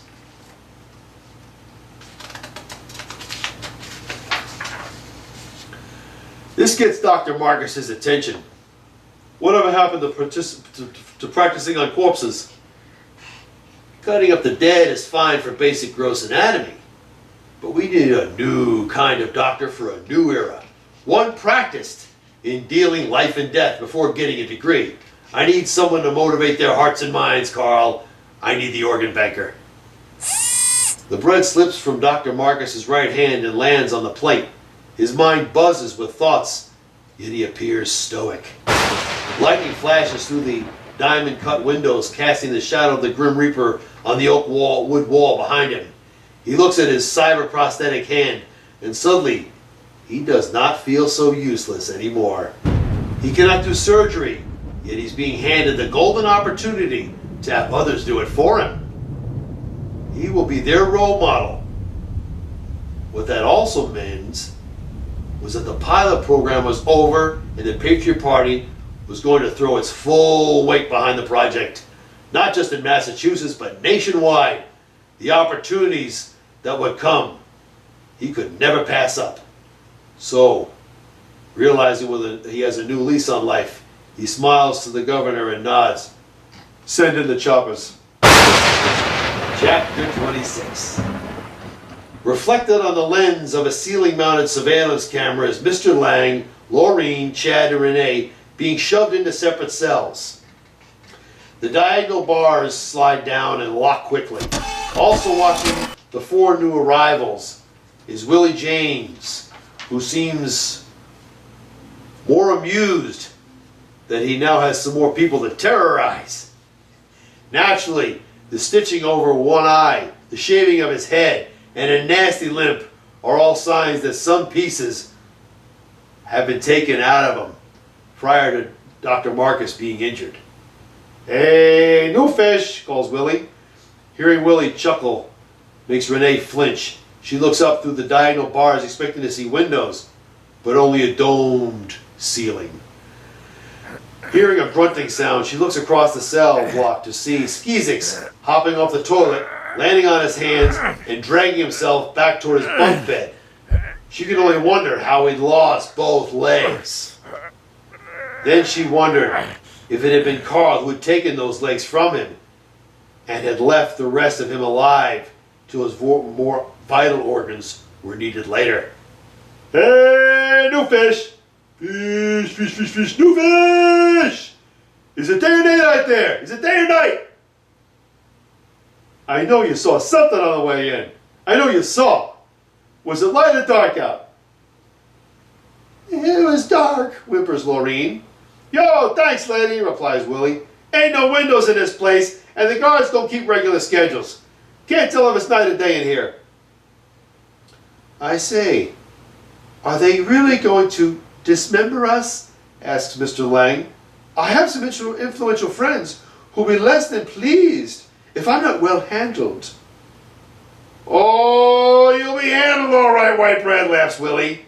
"Your friends better shut up, or they're going to end up in here with us. You're in purgatory now, new fish. Last stop to hell. Gonna cut you all the fuck up. Me, I lost an eye, a hand, a lung, several yards of intestine, and a whole bunch of shit I don't even know the name of."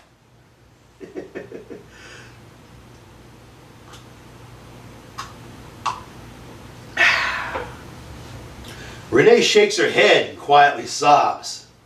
She just cannot believe the man she knew would willingly disassemble live human beings like this. Suddenly she wishes he'd been there with Brock to see his hand shot off. Not that it mattered. The last news she'd heard in the van ride up to Concord was that the program had reached approval and would be gaining both financial and staffing support.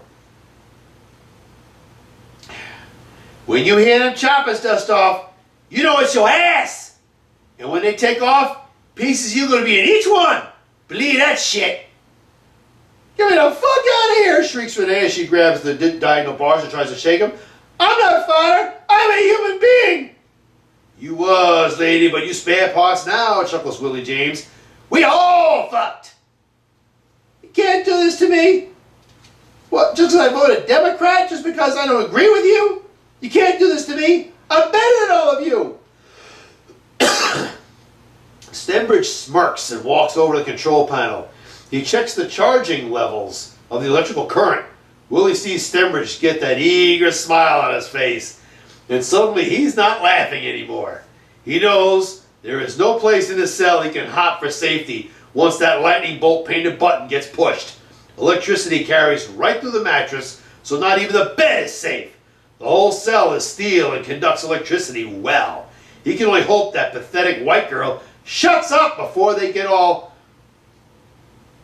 100,000 volt midnight snack. Hey, woman, you better shut up, warns Willie. Stenbridge out there, he don't like loud noises. Oh, fuck you. I'm going to scream until they haul me out of here. Or until they let me out of here. Woman, I don't want to fry now. You will shut up. Renee tries to shake the bars, but they're not going to budge. She loses her grip on them, flops to the stainless steel floor, and beats it repeatedly till her knuckles bleed. You get me out of here right now. I want an appeal. Willie sees Stenbridge's finger drop to the control panel. He grits his teeth and hopes this time his teeth won't chatter and tear off more of his tongue when that current comes coursing through him over 100,000 volts. Before another second passes, he hears a zapping sound and feels his muscles constrict as the electricity assaults him. The last thing he sees is the startled look on the faces of the new arrivals as they bounce all over their cells. Then as the voltage increases to over 400,000 volts, it all goes dark and an alkaline taste fills all of their mouths. Chapter 27. Newbury Street was typical, one of the busier streets, laden with wheeled and foot traffic. On each block, you'd be likely to find numerous art galleries, fine and affordable dining, and a plethora of specialty shops, effectively catering to a multitude of niche markets. In the midst of the street traffic is Dr. Marcus's black 94 Pontiac Firebird Formula V8, which prowls at less than 20 miles per hour toward the intersection at Exeter Street. Pedestrians walk toward the corner of Newbury and Exeter and stop at the curb as the "don't walk" light flashes on. A small boy on a skateboard rolls toward the curb while his mother runs behind him. Billy, you stop at that curb! Ignoring his mother, the boy rides his skateboard right off the curb and into traffic. Startled by his mother's yelling, he looks back, loses bounds, and tumbles into the street. He hears a rumbling and then looks left to see the sleek black muscle car cruising straight toward him. He can't think of what to do first. Try to stand up or try to crawl to the curb. Seeing the boy in the street, Ono stomps the brake pedal. The Formula V8 stops suddenly without even a screech from the tires. Ono gasps and the car's LT1 engine idles. She sees the mother rush off the curb, grab the boy's arm in one hand and the skateboard in the other, and drag him back onto the curb. The boy looks back at the idling Formula V8, then at his mother, as she wags her finger at him. What did I tell you? I told you to stop at the curb, didn't I? Do you know what happens to children who don't do what they're told? Do you? The boy blushes. No? The mother looms over him. The organ banker steals your heart! Ono cannot help but chuckle at the admonishing parent, looking left and right to make certain traffic is clear. Ono lightly presses the gas pedal and moves the car further south to a work line. Dr. Marcus feels an odd comfort back in the midst of the pillared buildings of the Harvard Medical School. Many of the professors, however, felt no comfort around him, and they certainly did not like the fact that their school had turned out a man who would trade the life of one citizen for another. However, he was not there to be social. His mission was to gather those whose purpose was to take up the patriot cause and preserve the tax-paying citizen. Ono notices how more relaxed he'd become over the week as he settled into his new job and redirected himself to the cause. The fact that he leans back when he talks with her means he's getting back to his old self again. So, she's pointing her finger at this little kid and screaming, "The organ breaker will steal your heart," laughs Ono. "Oh, that poor little kid must have been terrified." Who'd have thought we'd end up an item for urban folklore? Well, it's not like you can keep a program like this secret for long. Muckrakers are looking for a story to crack. The governor is wise to go public when he did. It's not like I got shot for selling vacuum cleaners. Ono thought she'd change the subject. So how did the lecture go? I think I really got through to them. Some of them are worried about radical reprisals. But I tell you this, no one fell asleep. You always had a dark air of charisma about you. I guess that appeals to the cynical youth. I suppose so. Amazing how many of them are minoring in medical law. They should be minoring in survival, escape, resistance, and evasion, jokes Ono, as she puts her arm through Dr. Marcus's right arm and takes his cyber prosthetic hand in hers. Governor Cole asked about you this afternoon. I told him you mellowed a lot in the last few weeks. I've been so busy preparing classwork, grading papers, and attending faculty meetings that I haven't had time to brood. That's good. My husband left me for some table dancer. Guess I didn't look pretty to him anymore. I brooded plenty then. I wish I'd known then, says Dr. Marcus as he gently squeezes her hand. I never would have left you. Ono leans up and kisses his cheek. You're a good man, Karl Marcus. You have time for dinner. Let's eat in tonight. Dr. Marcus looks at his Ventura.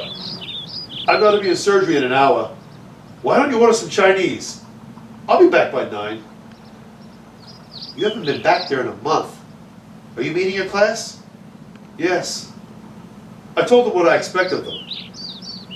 It won't be easy for you. Now he wants to change the subject. What would you like for dessert? Pick up some whipped cream and strawberries on the way home, says Ono as she smiles seductively. Dessert is on me tonight. Well, of course you know. I'll be hungry for seconds. Of course you will. Ono leads up and kisses him. Now go be a class cut-up.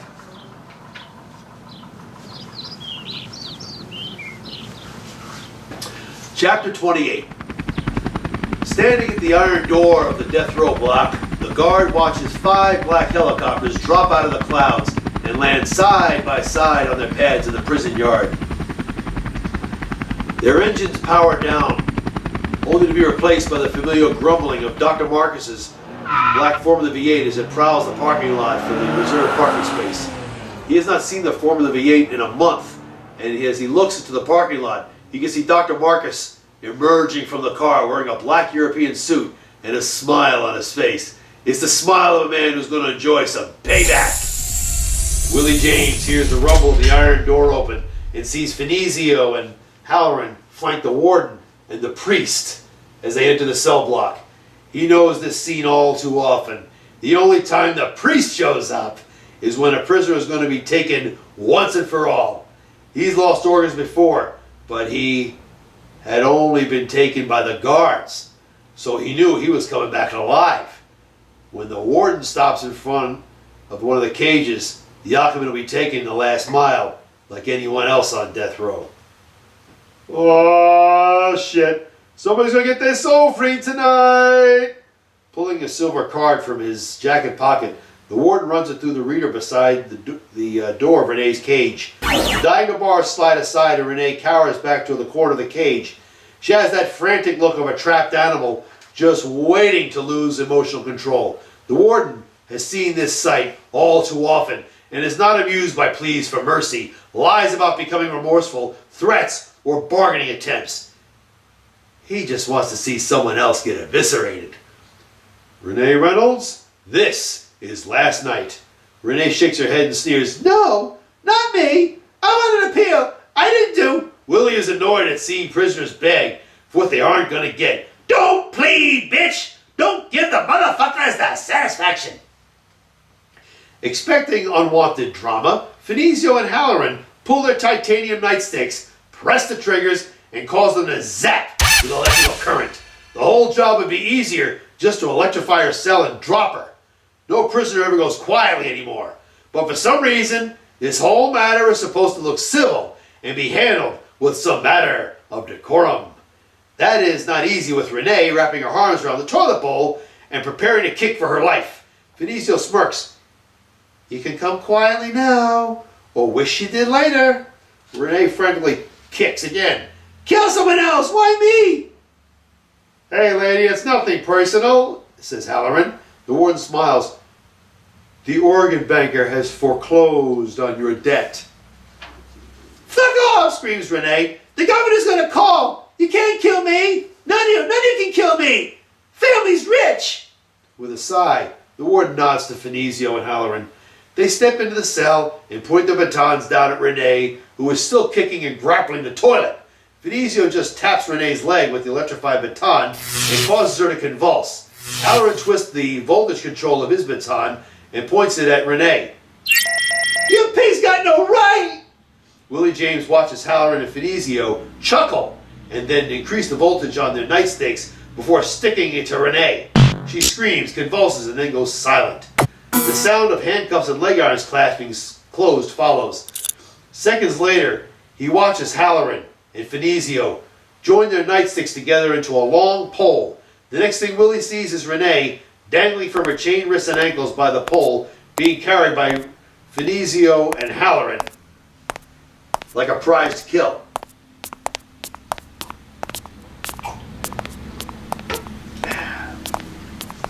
Staring through the diagonal bars, Mr. Lang watches the guards carry Renee unconscious across the cell block, followed by the warden and the priest. As bizarre as this whole thing is, it seems all too routine for them. He can only wonder when they will come for him, and how will he react during those final moments of life. He does not know how long he has to prepare for oblivion. He might go in the next few minutes, or not for weeks. All he does know is that he's sitting in a puddle of his own piss, and he's too scared to ask the guard for new pajamas. He is coldly confident and without remorse. The smile on his face makes nervous the 8 graduate-level medical students wearing the uniform of blue surgical scrubs. Dr. Marcus slides a wheeled table of latex gloves at the students. He knows they've only seen him as a lecturer, but now they have the silent horror of seeing him in his element and being a participant in it. You will now put on your gloves. Obediently, the students slowly reach for the tray, grab the latex gloves, and pull them on. None of them wants to fall short of expectation.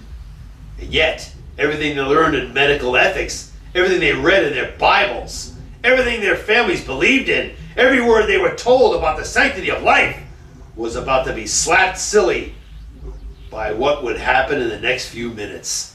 But then, there was the job security. Dr. Marcus walks past his 8 students. The convict you will harvest from this night was an accessory to murder and holds no remorse for the murderer she put on the streets.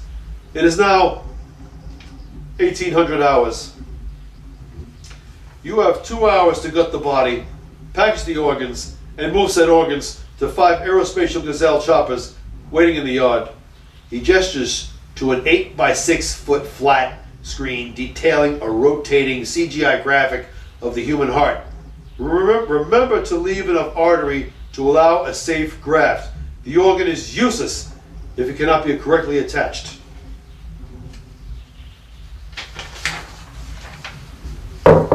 Two loud knocks come on the metal door. Your patient has arrived. The metal door opens and Finizio and Halloran wheel Renee into the operating room strapped to a gurney. Still dizzy from electrical stunning, she mumbles and can barely pull against the restraints. The 8 students look down at her, then look at Dr. Marcus, who is smiling. They've seen the news. They know who Renee is. and they know she's kept secrets for the murderers Lang's gorillas have done, and the reason he's minus a hand. And now, whether they like it or not, they will be the instruments of Dr. Marcus's revenge. What really seems to bother them is that the donor is still breathing and still looking at them and still struggling for life. But this only amuses Dr. Marcus. Perhaps you thought someone else would handle the messy business for you. Not in this class. If you want your $250,000 starting salaries, your condos, your European sports sedans, and your prestigious titles, you'll have to get your hands dirty. Oh yes, you have the true power of who lives and dies in here. Feeling their mouths go dry, the students are all now swallowing the lumps in their throats and nervously looking from Dr. Marcus to Renee. Any second now, they're going to be made to cross the line. Take the inevitable plunge. Make a sanctioned killing. They'll get class credit and passing grades for it. The problem is, who gets singled out to make the first cut? Thorpe, you will connect the datascope and take her vitals. Lancaster, administer the nitrous oxide. This will painlessly kill the brain. From then on, your team members will rely upon you to keep the organs docile. They have a nasty habit of entwining or flinching when touched by probes or scalpels. Thorpe and Lancaster look at each other as if daring the other to step ahead first. Thorpe takes 3 steps and reaches out to take the cart with the datascope on it. From then, training takes over, and he places the electrodes on Renee's head and chest as per procedure. Will the rest of the termination also be according to the numbers? And if so, whose? Licking the inside of his mouth to moisten it, Lancaster steps around behind Renee's head. Renee whimpers and struggles against the restraints but cannot move. Grasping the plastic mask, Lancaster places over Renee's mouth and nose and tightens a strap around her head. He looks up to Dr. Marcus to see him calmly nod. He sits down on the stainless steel stool behind Renee to check the gas gauges. They're all at 0 pressure. No gas being pumped through yet. Glancing, he sees Renee's heartbeat on the datascope. Heartbeat is rapid. Lancaster knows it is not the first scalpel cut that will eradicate Renee. It will be his fault. And if he wimps out now, everything he worked for is down the toilet. So he closes his eyes and reluctantly turns the spigot. He hears a hiss as the nitrous oxide flows through the hose and into the plastic mask over Renee's face. Breathing in the gas, Renee coughs, struggles against the restraints, and shoots Dr. Marcus a sneer. God damn you to hell, Karl Marcus! The other 7 students flinch as they hear Renee scream into the mask. She coughs as if trying to expel the gas and pulls against the restraint, the wrist and ankle restraints. She tries shaking her head to loosen the mask, but it holds tight, and the nitrous oxide continues pumping. Her heartbeat on the datascope remains stable.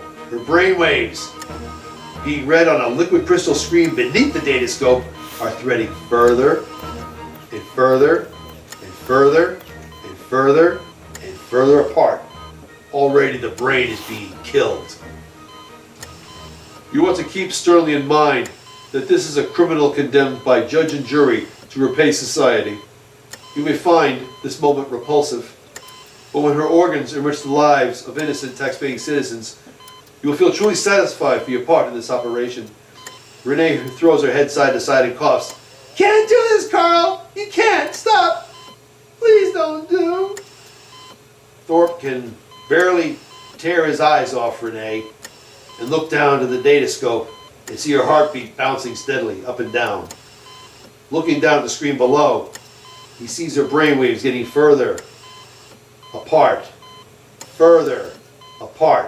as if the line was a barely rolling river. He looks up to see that Dr. Marcus is looking at him. He does not know if he should expect an approving nod for taking part in this, or if he'd be better off without it. Dr. Marcus looks to his students. In the last moments of life, they all struggle. They all plead for mercy. Remember that these people end up on that table because they took no mercy on those they hurt. They hold no concern for the pain, suffering, or humiliation they cause. They just don't care who you meant something to, or if you meant anything at all. Therefore we, being the instruments of justice, hold no mercy for her. Renee convulses several times and then goes limp on the table. Her left hand trembles. Her eyes slowly roll back and a tear runs down her pale face. Thorpe looks at the screen to see a flat line where her brain waves were once monitored. Renee only stares vacantly upward now while the datascope reads a steady, stable heartbeat. Congratulations, Mr. Thorpe and Lancaster. Execution complete. Dr. Marcus looks to his other 6 students. You all know your assignments. The patient is ready. Using his left hand, Dr. Marcus opens the lid on a sterile case. Hot steam rises up to reveal the sterile surgical tools. With his right cyber prosthetic hand, he reaches into the case and picks up the steaming hot surgical scalpels. He sees himself reflected on the shiny stainless steel blades and is actually amused by it. Who among you dares to make the first cut? All the students can hear is that datascope beeping. One of them will have to do something to make it stop beeping before opening the donor. At this second, they can only ponder what that will be. None of them want to step forward, yet all of them want that prestigious title, that big salary that will take them out of debt, possession of a fine car, a large house, all the right kind of social, political, and corporate connections. But which one of them joins Thorpe and Lancaster in crossing the line? It is only inevitable that one of them must, but who, and at which second? As per schedule, the 5 black helicopters rise menacingly over the prison walls and break off in 5 directions, carrying packed organs, bone, tissue, marrow, anything useful. The sight of those aircraft no longer was a mystery. Everyone knew those aircraft had a purpose, and that when they arrived at destinations, citizens in need would get that new lease on life. The cost at this point was acceptable and irrelevant. What was done had been done and would continue to be done. Such is the law of the land.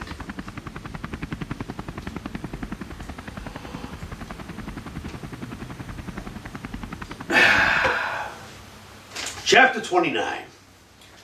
Letting out a yawn, the husband places the evening's credit receipts into a red pouch.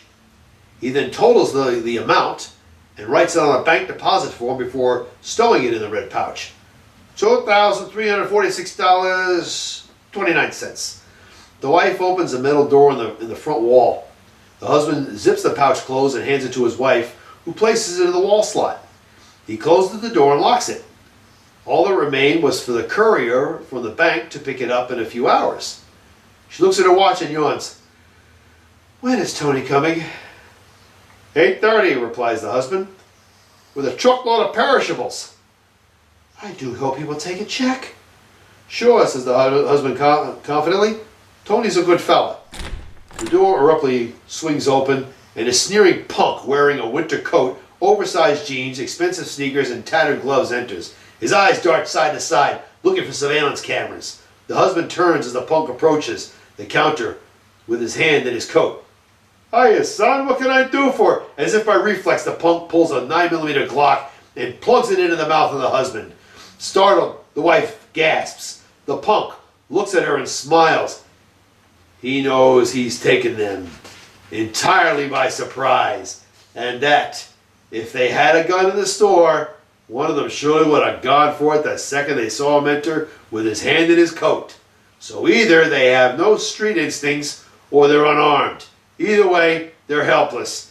And in the punk logic, that means they're victims to be beaten down, stolen from, and perhaps killed just for the thrill of splattering blood. Just give me the credit card numbers, you old bitch, and maybe I'll decorate the walls with your fucking brains. The wife gasps and quickly tries to compose herself. Ooh, we already put the credit card receipts in the slot.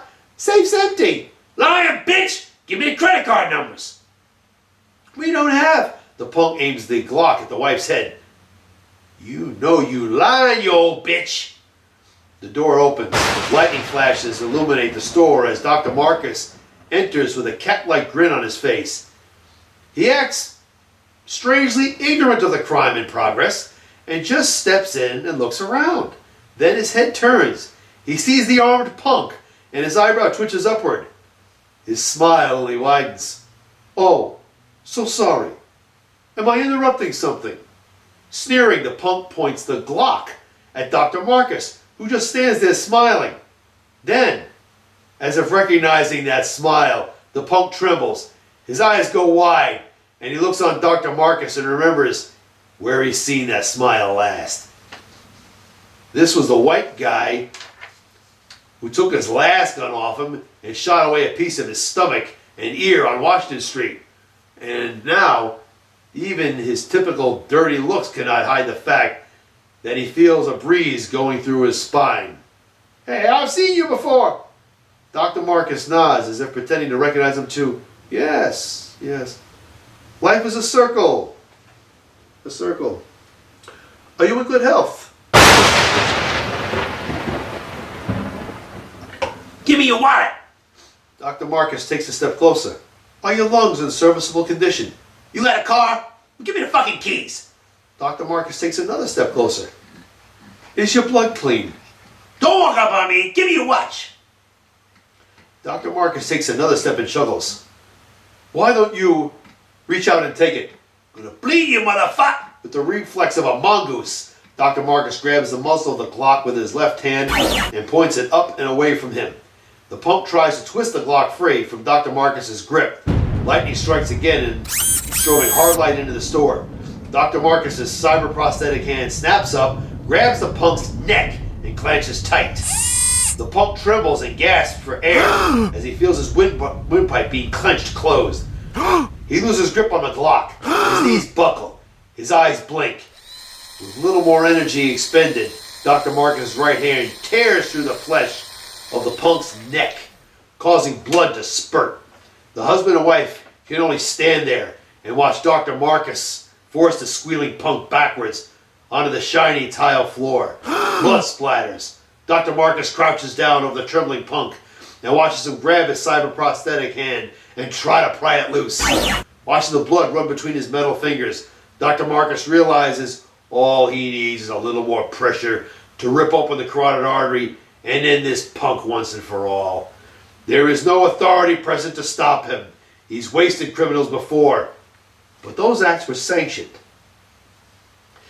Then, taking in a breath, Dr. Marcus looks to the twitching eyes of the dazed punk, and he can see that the punk knows he's as good as dead.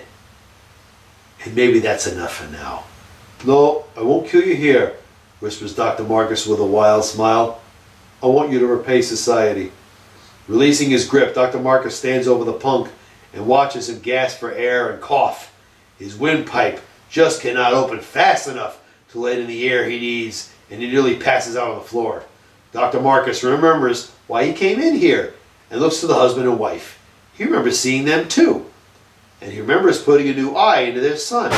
Lightning flashes in and casts the shadow of a grim reaper on the back wall behind Dr. Marcus. He smiles and takes a step closer to the counter.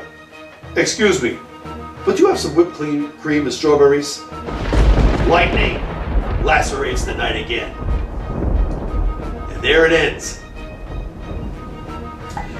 I'd outlined a sequel, Organ Banker 2. Just never got around to writing it. I figured after the Organ Banker, both the screenplay and the novel got rejected, it was no point going further than that. Not with Organ Banker anyway. But I've got plenty more novels. Just scroll through and click on anything that interests you. Good day, fellow Gothamites, wherever you are.